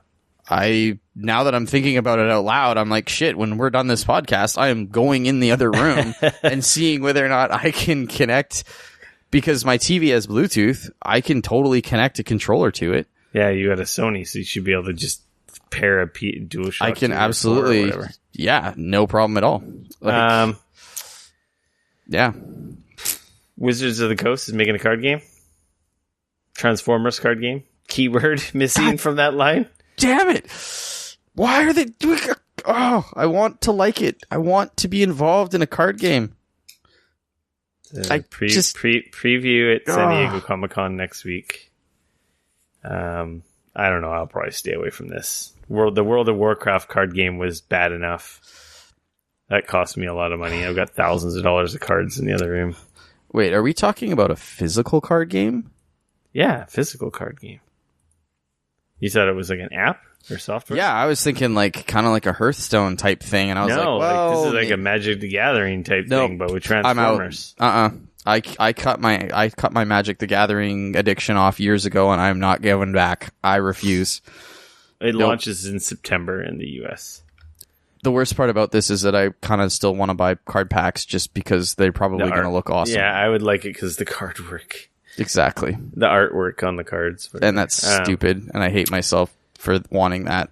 Man, these look fucking cool, though. I could, if I was a kid, I would just collect these. These are rad. Yeah. I can't believe it's taken them this long to do that. That's surprising, but I will stay away. Me too. Code Vein was delayed to 2019. This is one of the games I haven't talked about yet from my E3 Extravaganza hands-on impressions part 4. I guess I can kind of mix it into this. Yeah. To be honest, had I talked about this game before this news story come out, I would have been like, called it. I was not impressed when I played Code Vein at E3, and this news is not very surprising. Though the characters and the enemies looked really good in the game, like super anime manga comic book style. Oh, I won't lie, like the art style for this game looks dope as hell. Yeah. I want to like it so much. The environments felt like PS2 or PS3 game. They kind of just felt like a gen back, and I didn't really like the way the combat felt. It felt a little loose. Like, have you played Nier? I have played Nier, but Nier feels way better than this. I just meant from the environments. Like that was the one. That was the one thing I like about Nier, that I was like, man, this game feels. The environments are definitely not amazing. Yeah, but I just was kind of disappointed when I played it at E3. I'm like, oh, that's too bad. I was expecting it to be awesome, and now I'm just kind of like, I don't know. it wasn't like bad, but it wasn't like, holy crap, I have to play more. This is totally on my radar now. This is up my alley. It's doing all the Dark Souls and Bloodborne stuff. So is that kind of what this is? Is it kind of like an anime sort of Dark Souls? It definitely seemed like it. It was a couple enemies at a time. They did a lot of damage. They could kill you quite easily if you're screwing around. It definitely felt like a Souls-like. Huh. That's actually too bad. There was just something, and you can. Can't remember all the systems. You can like suck. I don't know if it was their blood or soul. I assume it was blood because you're a vampire. But there's like a system of like charging attacks and draining your enemies and so forth. But I just couldn't really figure it out. It's one of those demos where no one was around to kind of explain it a little bit. Yeah, sometimes some games are easy and some of them where the systems aren't immediately obvious. Right. Anyway, I'm not surprised that it's getting delayed. Yeah, well, it's weird good though. News, because bad news. The good news that it probably could use some more time. So they had just the weird thing about this is they had only released they announced the release date a month ago. Yeah, so they literally last month they released that it was going to be September. So it's odd to me that they would have even bothered to really announce a release date and then push it. You know what I mean? It's strange. But I wonder if people got hands on at E3, they listened and they talked about it and they were you know what? We need to we need to do something. Said they need the time to improve upon the game. So, well, that's good. I'm glad that people seem to be learning. It's got, like you said, the art direction is solid. The characters look awesome, but just the gameplay just felt a little off. Right. So yeah, it looks like it's also going to be removed from the playable lineup at Gamescom. So there's a good chance we probably won't get hands on then at PAX, which is a week or two later. So go back into the oven for a bit. Yeah. Couple Fortnite things. By the time this comes out, I think season 5 will have started, and everyone will know all what the deal is behind these cracks, space-time tears and cracks in the world. Obviously, it's going to be new map changes or updates or whatever. Anyway, we'll know all of that by the time the next podcast rolls out. The other thing they announced is a summer skirmish series with 8 million in prizes up for grabs. So basically, they're just going to give Ninja $8 million. So I don't know, man. He seems real good, but he won the thing that they did down at E3. Oh, I know, but a lot of those guys were stuck with celebrities and stuff. I mean, come on. He won $1 million, so I guess that helps out with the whole losing 40,000 followers. Yeah. The competitors have already been chosen by Epic, notified by invitation.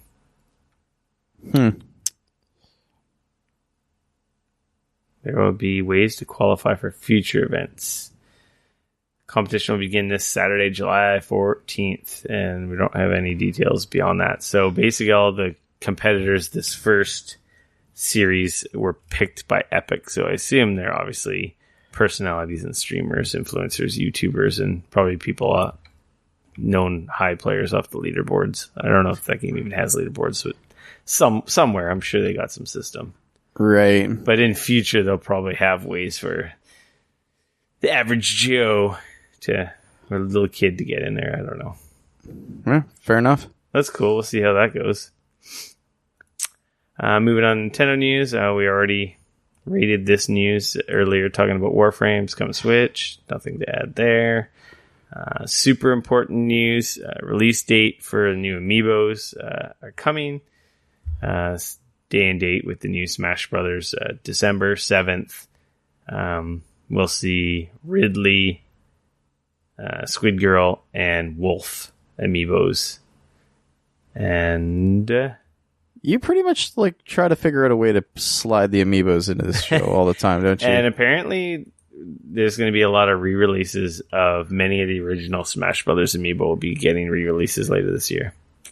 Interesting. Speaking Not that of I care. Nintendo, speaking of Nintendo news, while we're here, I was in Walmart today and they had Super Nintendos and NES classics on the shelf. Really? Yeah, I didn't think I'd ever see that day. So clearly the supply has maybe caught up with demand, or I just had really good timing. Or somebody on Reddit hadn't said like, "Hey, this is what's going on here," Also, and everybody freaked out. They had controllers for the NES Classic. Apparently, those are super rare. Wow. I may or may not have picked one up. I may or may not be giving one away to promote the show. Ooh. So you heard it here first. Keep an eye out for that. I'm sure it'll be some sort of like, share, retweet, annoy people contests in the coming coming days across all our social media platforms. So be on the lookout for that. If you needed one of those, maybe you can win one. Fair enough. And I was going to ask, you don't happen to have one of those codes handy, right? Do you? Speaking of codes, Yeah. I do have a code. Interesting. This is Because, I mean, we could totally just drop one of those codes right here in our podcast. This is a different code, though, than last week's code. This is, since we're in the Nintendo section, it's very fitting. So get your pens out. Nice. This might not apply for everyone. Sure. Dane, don't write this down. I'm not writing it down. But I got a code for writing it down. a Pokemon Legendary for Pokemon Sun, Moon, Ultra Sun, and Moon.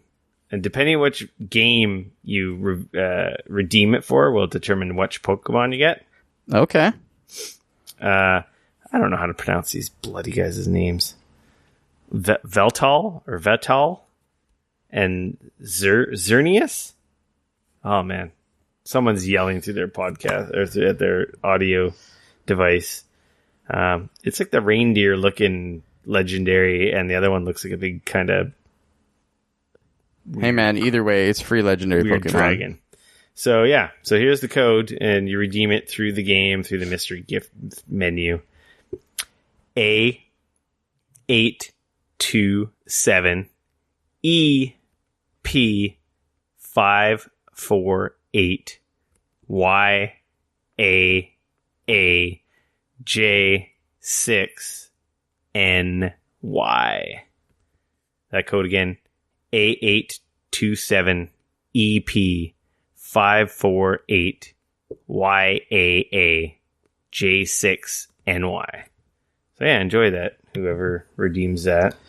Let us know. I don't know how many people are still playing Pokemon Go. Playing the Pokemons. Sun and Moons and all the fun stuff. Well, we got nothing specifically for PlayStation. It's been a little light news week. Yeah, it's almost like it's post E3. Yeah, post E3, middle of summer, everyone's on vacation or recovering still. Xbox news. Rocket League is now available for Game Pass. As with a couple other games, Vermintide 2 is another one that's on Game Pass now as well. Oh, that's pretty sweet. Rocket League's pretty biggie. And boom! Oh, here comes another code. Oh my god, what the hell? What? Speaking of Game Pass, I've got a code here for 1 month of Xbox Game Pass. Wow. Like I said, you're just throwing out the codes today. I have a few of these to give away. Still, like I said, I was given a big pile of these at E3, so I'll have a few weeks left of these to give away. So get the pens out again, this time for a month of Xbox Game Pass. Good for North America. I should say that. Both these codes are for like US, Canada. I don't think they work anywhere else, so... Fair enough. Good to know. US, Canada only. Here we go.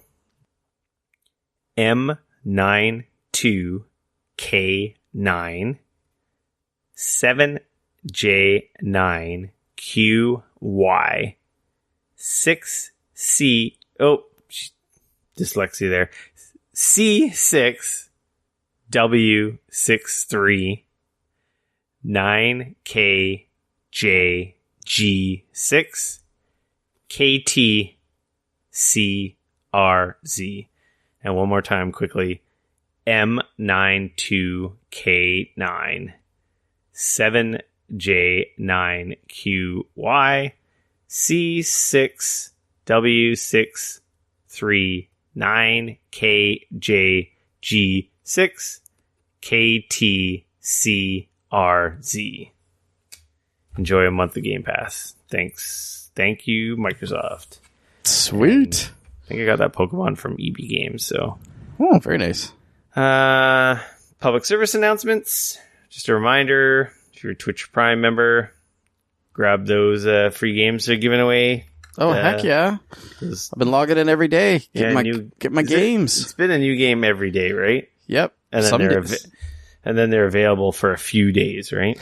Yeah, I believe the ones that they're giving, like, so there's 3 for the month, which are all pretty awesome. Month.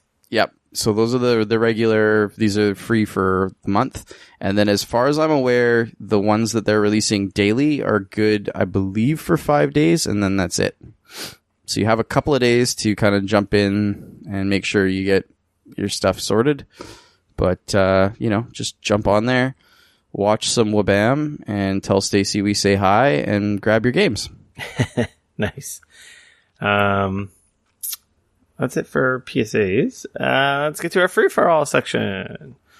I was so kindly provided a copy of Rampage on Blu-ray from our friends at WB. Look at you go. Yeah, it was just random. And they just emailed me. They're like, "Hey, do you want to check out Rampage and Player Ready One?" And I'm like, Ready Player One. I'm like, yeah, sure. I have not seen Ready Player One yet. They haven't sent it, but they sent me Rampage, and I'm like, cool. I watched it on the weekend with my wife. I was expecting it to be a steaming pile up, and I was pleasantly surprised. It was actually quite watchable. It's not amazing. I heard it's fun. That's what somebody described it your to me. Godzilla-esque monster movie. It has very little to. I wouldn't call it a video game movie per se, though it does have Easter eggs that allude to the video game. Clearly, the 3 monsters being the monsters from the arcade game. Right. Some of the damage scenes are like throwbacks to the game, and other events that happen in the movie are stuff from the game. But I wouldn't call it a video game movie per se. Fair enough. But yeah, I was really expecting it to be bad, and it was quite entertaining. The Rock, was The Rock. He is pretty awesome. He's got that pat down. There's some humor in there. It was a pretty entertaining. Does he do the eyebrow? I can't remember if he does the eyebrow. Oh, you'd remember if he did the eyebrow. He definitely does the one-liners for sure. Okay. And there's some really funny scenes.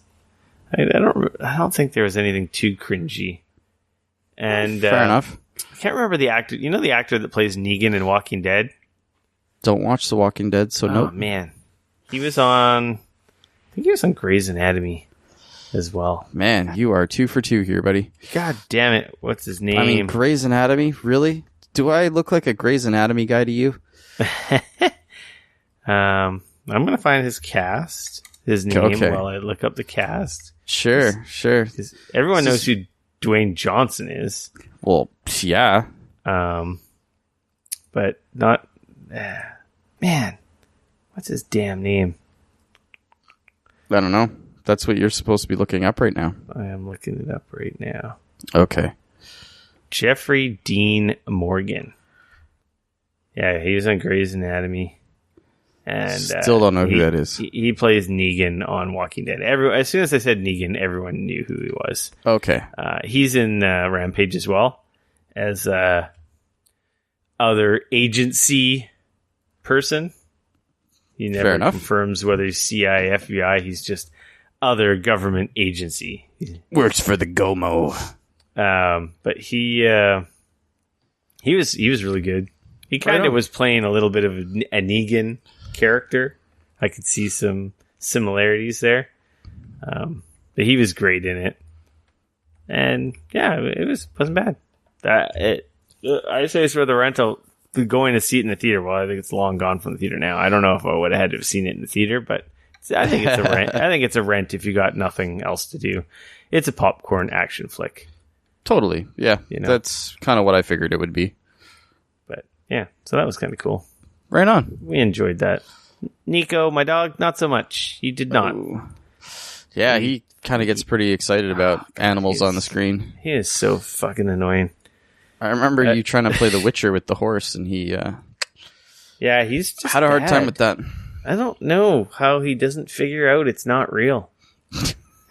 He's kind of an You idiot. think by now. Jeez.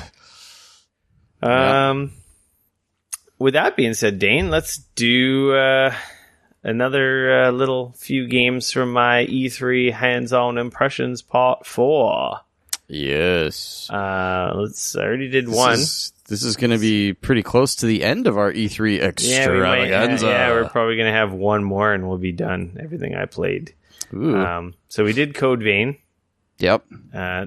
My note here, September 28th. Not anymore, it ain't. Nope. It gone. I played Bloodstained Ritual of the Night. And this was really cool because this pretty jealous of you. Yeah, this was not part of my E3 plans. This was it third day or last day? I can't remember. It was kind of like, hey, we're up in the meeting room area, poking our heads in the rooms. Oh, 505. Oh, Bloodstained. I'm just going to go over to this desk. And did I tell this story? I feel like I might have said this story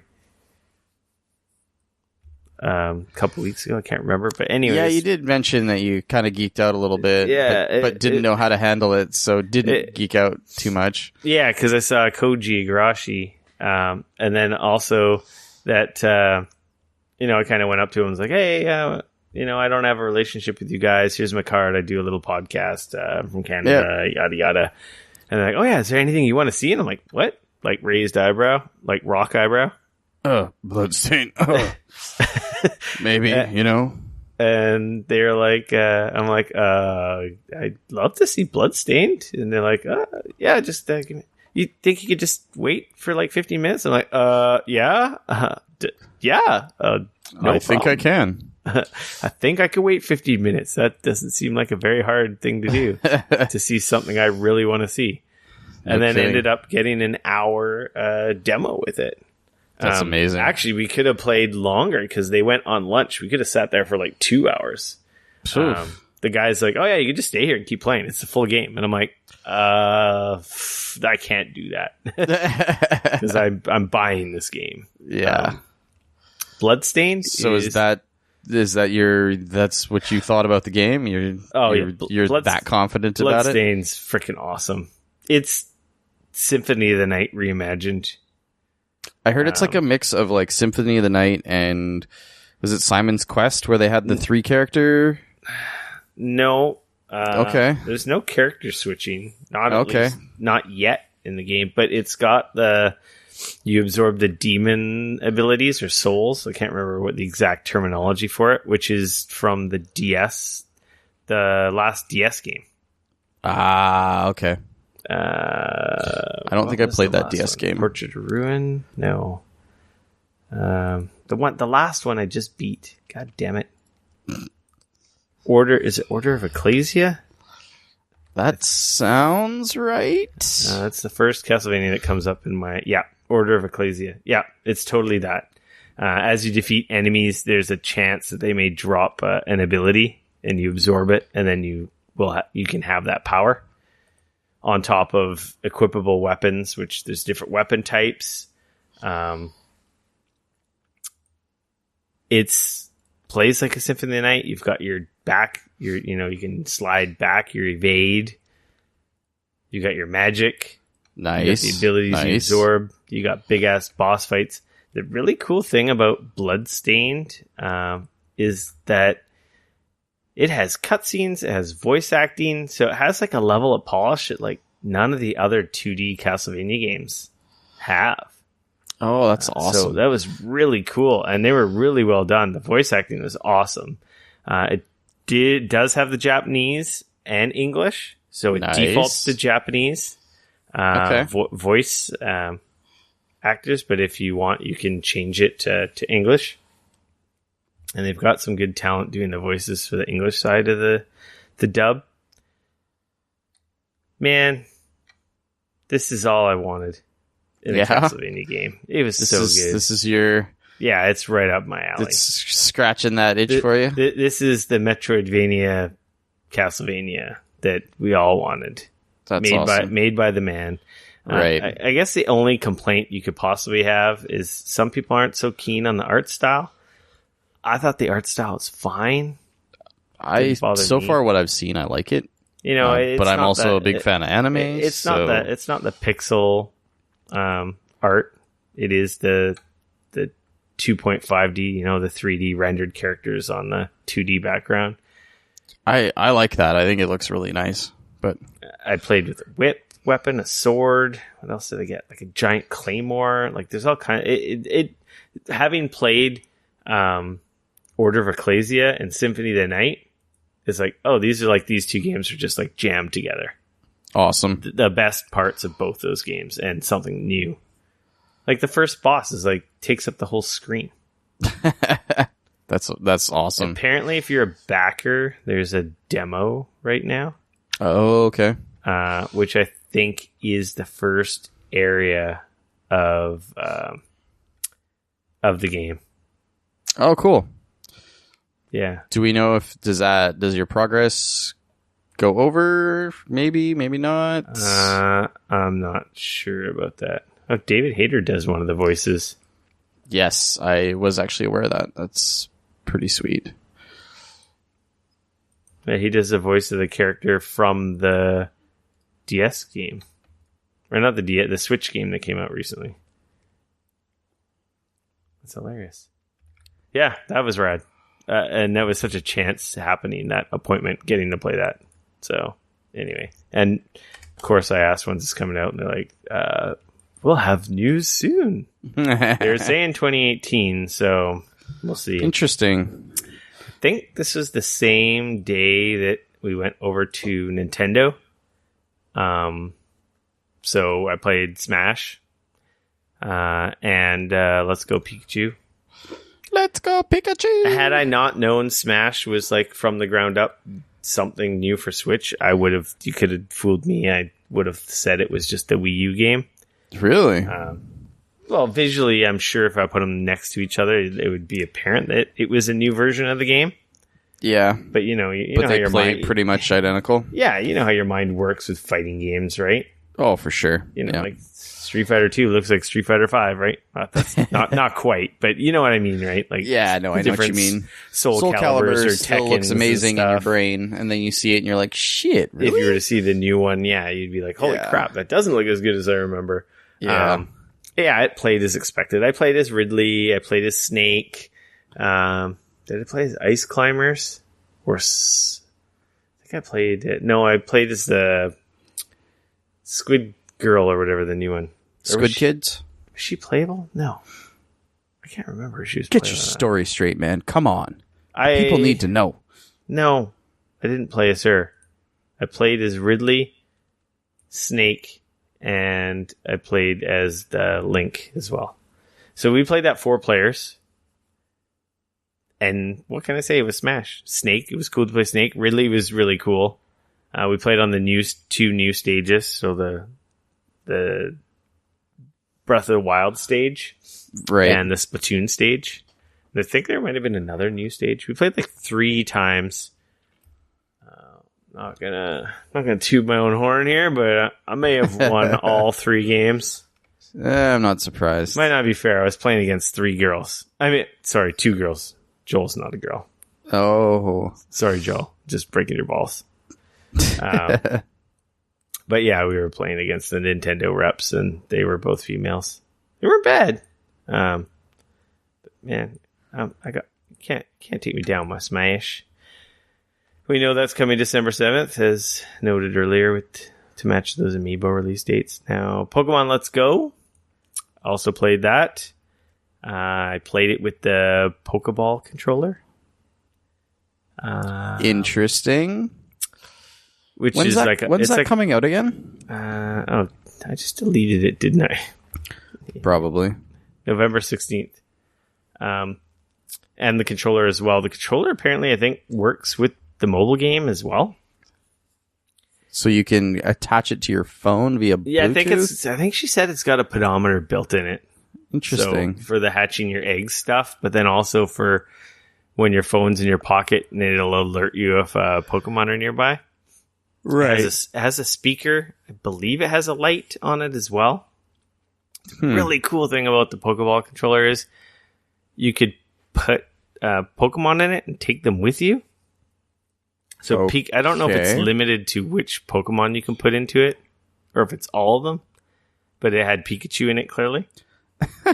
And if you shake it around, it's got a vibration and it makes noise. So like Pikachu will be like, Pikachu! And like, I don't know how many different sayings there were. There's like at least 5 or 6. There might have been more. I was just sitting there shaking the thing and it's pretty funny. Julie's like, she's the PR girl who works for Nintendo from Montreal. Yeah. And she works for Nintendo Pro. She's amazing. I may have talked about her before. She's hands down the happiest person in the world I've ever met. She puts a smile on my face. She is so ecstatic about working at Nintendo and having like her dream job. She's just super happy and exudes this. I've met very few people like this, and she's just like one of those, like, I don't know, she's one of those amazing people that just makes you happy being around her. Because she's loving life. She's like, I work at fucking Nintendo. Right. This is awesome. Everything is good. Everything is awesome. And she just exudes that energy. She's pretty cool. So, and she happens to be the one that's always given my demos when I go to the Nintendo events at E3. And we were playing this game, and she was like, played a joke, and she's like, if you keep shaking, he's gonna get really angry at you. And I'm like, oh no. And she's like, just kidding. But I like totally like believed it. I was sitting there. I wanted to record it with my phone, but they wouldn't let me. You couldn't record the game at all. Right. But I wanted to just put my phone near the speaker and shake it around because it was so cute. I'm like, this is amazing. The game looks great. I was playing, I guess it's the first little section where you're going through the forest and there's trainers. So I had some trainer battles. Okay. You can see the Pokemon on the map screen. The wild Pokemon that you capture is like Pokemon Go. Being with the Pokeball controller, you're throwing Pokeballs. As you capture them, you get experience, so your party levels up. Right. We're worried about how that works with the trainer battles. And of course, when you do trainer battles, your Pokemon level up from that. Your trainer battles are your typical fully animated 3D Pokemon battles. It's a remake of... It's not... I guess it's a reimagining of Yellow. Right. They kind of said that. With a little bit more casual kind of gameplay style. Right. I guess it's not really. Like, the catching mechanic is different in that you don't fight Pokemon with Pokemon to beat them down and then catch them. You just catch them with Pokeballs. So, right. But the trainer battles are full on the same. So, it's just a slight tweak to the franchise. They've said, the core 8th gen Pokemon game will be next year. I'll be glad to play this on Switch. And that Pokeball controller, that's day one purchase, man. Fair enough. Have they said, like, so it's a perch, like, sorry. It's a bundle. It's not free to play? We will have to pay for that game? It's a regular game, yeah. Interesting. It just integrates with the Go game. Right. The hooks weren't totally... demoed or announced. Like, they didn't show us how it works with the mobile game. Obviously that's information to come. I think people were saying when they announced it initially that besides the Pokeball controller working with the game, I think that you can import Pokemon you have that you've already captured in the mobile game. I don't know how that's going to work, but yeah. All right. It's Pokemon Light, but I'm down. Fair enough, dude. I'm a grown-ass man. I'm going to catch them Pokemans. I thought it was fun. And we also played Mario Tennis Aces there as well, which I think I talked about. We played doubles. That's what made me want the game, was our doubles match. Oh, really? It was me and Julie versus Joel, and I can't remember the other girl's name. But yeah, we played against each other. And that was awesome. Like, we were hooting and hollering, high-fiving, jumping up and down. That was, like, epic. That was really cool. Fair enough. Without the single player, I can't. Yeah, I wish the single player was meatier and higher quality. Yeah. Then I could say to people who were like on the fence about it, like, oh, it's got a story mode that's worth it. But it's just okay. So, you know, considering how it's like a full price game, it's like, if you're never going to partake in the multiplayer, it's a hard sell, because that's where the value of that game is, right? Totally. Which makes sense. It's a sport game. It's multiplayer. Yeah. So the last thing I'll talk about is Days Gone. We got into the Sony booth, thanks to my friend at Sony that works there. She's like, hey, you guys want to come down? And this is actually, did I tell the story? This is kind of like on the chance that when I met Corey Barlog, ran into him, and then it's like, oh, okay, we got to go to Sony. He was leaving the media area where we were going to. Oh, okay. Which is kind of funny. But yeah, they have their little media area where they have basically all the games on demo. Like, you could see they had Last of Us in closed door, like a room. They'd open the door once in a while. Oh, there's Last of Us 2, or there's Ghost of Tsushima, or Shishima, whatever the hell you call it. Mm-hmm. And then, of course, everything else was like little stations there. It was quiet. Just sit in there and play for as long as you want. Whatever they had. And we had already played Spider-Man. I wanted to play more, but it was like at the end of the day. Oh, okay. So like the show was ending that day, so we only had like an hour and a bit, and I think I played Days Gone for almost an hour. Fair enough. So Days Gone, I think it's Bend Studio, is that right? Yep, Sony Bend. Yep. It's a zombie game. You play as a biker. It's semi-open world action adventure game. Okay. It had you playing the section where you were like scrounging for equipment. Mm-hmm. I guess it was kind of demonstrating some of the like survival crafting systems. Okay. My bike had broken down. I was on a scouting mission with my buddy. You're part of a gang. You and your bud are getting some stuff, and you needed to get something to fix your bike. Right. So you guys drove into this area, or rode into this area, and you had to go to this garage. And anyway, you start out away from it, and they kind of introduce you to the world where, like, oh, here's the zombie. I can't remember what they called the zombies specifically. They didn't call them zombies. They called them something different. Yeah, but I know what you're talking about. There was like you could take them out stealthily. Also, there's like a whole sneaking mechanic. Well, stealth mechanic, not really a mechanic. It's just crouching and get up behind them, and you can one-shot them. If you made too much noise, or they couldn't exactly see too far. So for the most part, they would leave you alone. They'd be like feeding or doing weird shit, and you could get around them. Not too difficult. Freakers, that's what they're called. Yeah, there you go. So there was these other ones as well called newts, and they were like the childlike versions of the zombies. Interesting. And they would like be on top of buildings and stuff, and they would be aware of your presence, but they would stay away from you. They were like, they're very weak, and they were like scared. In the daytime, the enemies are more like docile. Okay, so they're like almost like they're sleepy. Yeah, and they're weaker, so they're not as aggressive either. So it wasn't too bad to get around because it was daytime. But these newts, they really stay away from you, and they're totally aware because they're kind of like children. So they won't fuck with you unless you kind of fuck with them. Right. And they actually, if they do mess with you, it's more like you're in the middle of fighting something else, or they've got like an advantage on you. But for the most part, they're kind of skittish, like a cat or something, you know? Right. And they did crawl around, so they did kind of really feel like they almost like cat monsters. Anyway, as you're going around the world, it's third person, controlled as you would expect. It was totally serviceable. grabbing materials. There was a crafting wheel, so you can craft like your Molotovs and different stuff, and you do it all in a menu, and it would tell you when you had enough to craft a health kit or whatever other stuff you can craft. Mm-hmm. I will say, until I played this game, I wasn't really, I'm like, it looks fine.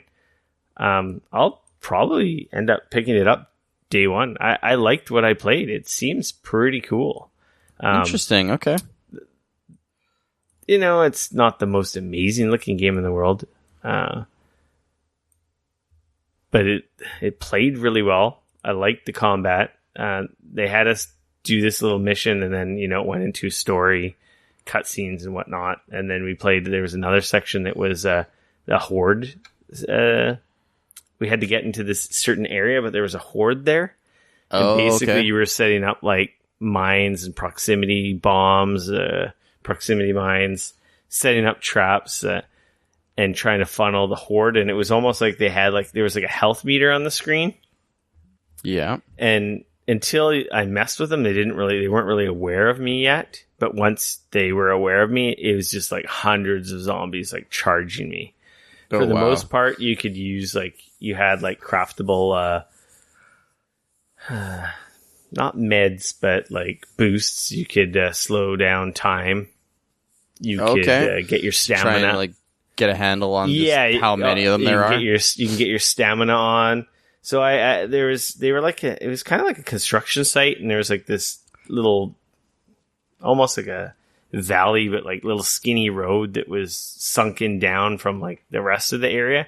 Right. So I was kind of like set up a bunch of mines spread out through this channel and luring them through there to weaken their numbers. Right. Okay. And of course, I didn't get them all. Apparently the guy said in the demo, he's like, yeah, there was someone who did it so well that they dealt with the whole horde. Oh, wow. Before the end of this channel. And I'm like, Jesus. Like, that's pretty impressive, because I had done considerable damage to their group, but they were still chasing me. So it would be like a little bit of run, turn around, slow down time, heavy machine gun that I found, just unload, kill a bunch of them, blow up a barrel or a vehicle that was in the environment, drop another proximity mine, run, get ahead of them, shoot them, blow up some more stuff. Like, I was running from like explodable environment thing in the environment to another, kind of trailing them around me, until eventually you get to a point where the bar at the top of the screen is just whittled down all the way, and then they're no longer a horde. There'll be maybe, like there was maybe like 10 or so left, or 5 or so, but they're no longer a big horde, so they like totally like slow down and become less voracious or violent, crazy chasing you. Right. Definitely the aggression level drops big time. And then we completed that area, but it was just got to see that mechanic of how the hordes work. So if you were to encounter them, they said it. He said it was like an open world. So interesting. They didn't reveal the map or whatever, so we didn't really get to have a look at that. But I enjoyed my time with it. I was like, this seems pretty competent, and it's something new. It's a little different. I enjoyed it. My big issue is like I've been done with zombie games for the last like 2 years, and a lot longer than that, I think. And this is, to me, it's like, yep, it's another fucking zombie game. Yeah, I can't get excited. I don't know. And maybe when it comes out, maybe I'll see some stuff and I'll be like, dang, like, yeah, I need to play that. But at least like right now, I'm just, yep, it's another zombie game. Like that's how I felt. And then I played it. Yeah. And I'm like, it is another zombie game, but there's something different here. And I like the main character. The little time that I got to spend with him, I'm like, he seems like a cool dude. That's cool. And it seems like a neat world they've built. Right. It definitely, I liked what I played. Obviously, it doesn't come out till next year, February 22nd. So they still got a little more time to bake it. I feel like they were thinking like, hey, let's move this next year to February when a lot less people we won't be crowded. It'll be a better game. This game will benefit from that release window. And also I think except that everybody else did that, and now there's like 12 games coming out all within like, oh yeah. They could probably also use some more time to maybe polish it up a little tiny bit more. Yeah, but I liked what I saw. February 22nd, unless it gets delayed again. I don't know if it's been delayed more than once, but yeah, I'm not sure. I don't think there was a release date ever announced for it. But I think people were like, no, I think they had said 2018 at some point, and then they had pushed it back to 2019. Yeah, I think people were expecting it to come out this year. Yeah. So, with that being said, Dane, I think we have episode 164. Oh, whoever grabbed those codes, make sure to hit us up on Twitter at Geekoholics and let us know, or on Facebook or through the Discord. Yeah, remember, join our Discord if you haven't already. There's a post there in the welcome section that's pinned with our list of PC games that are given away. There's 130. I added like another 10 games to the list because there's a couple months more of Humble Bundle games I will never play. So I added more to the list. There's only been about 8 people, I think, maybe, that have taken advantage of the freebies. So what? That's crazy. You know, after we get a bunch more people who've already asked for stuff, I will let you pick something else. But so that's the incentive to join the Discord. And I did add links to join the Discord channel in the podcast notes. So, and we'll throw that out on Twitter as well. Yeah, so. if you have a good podcasting app, unlike Apple Podcasts app or the Google app that don't handle podcast notes at all, you in the podcast notes you'll be able to just click on the Discord, boom, join it, as well as links to I added links to all our social media stuff. So if you don't already follow, subscribe, whatever, stalk on the Facebooks, Instagram, Twitters, and YouTube, all the links are in the podcast notes. It's Geekoholics everywhere. Yeah. But you can follow me on Twitter at RickFNoK, RICF. And as always, you can come back me on Twitter at Dane Cody, at DAYNECODY. Cool. Yeah, and that's about it, my friends. Thanks for spending your last couple hours with us, and have an awesome weekend. And we'll see you next week. I gotta go play games. Peace.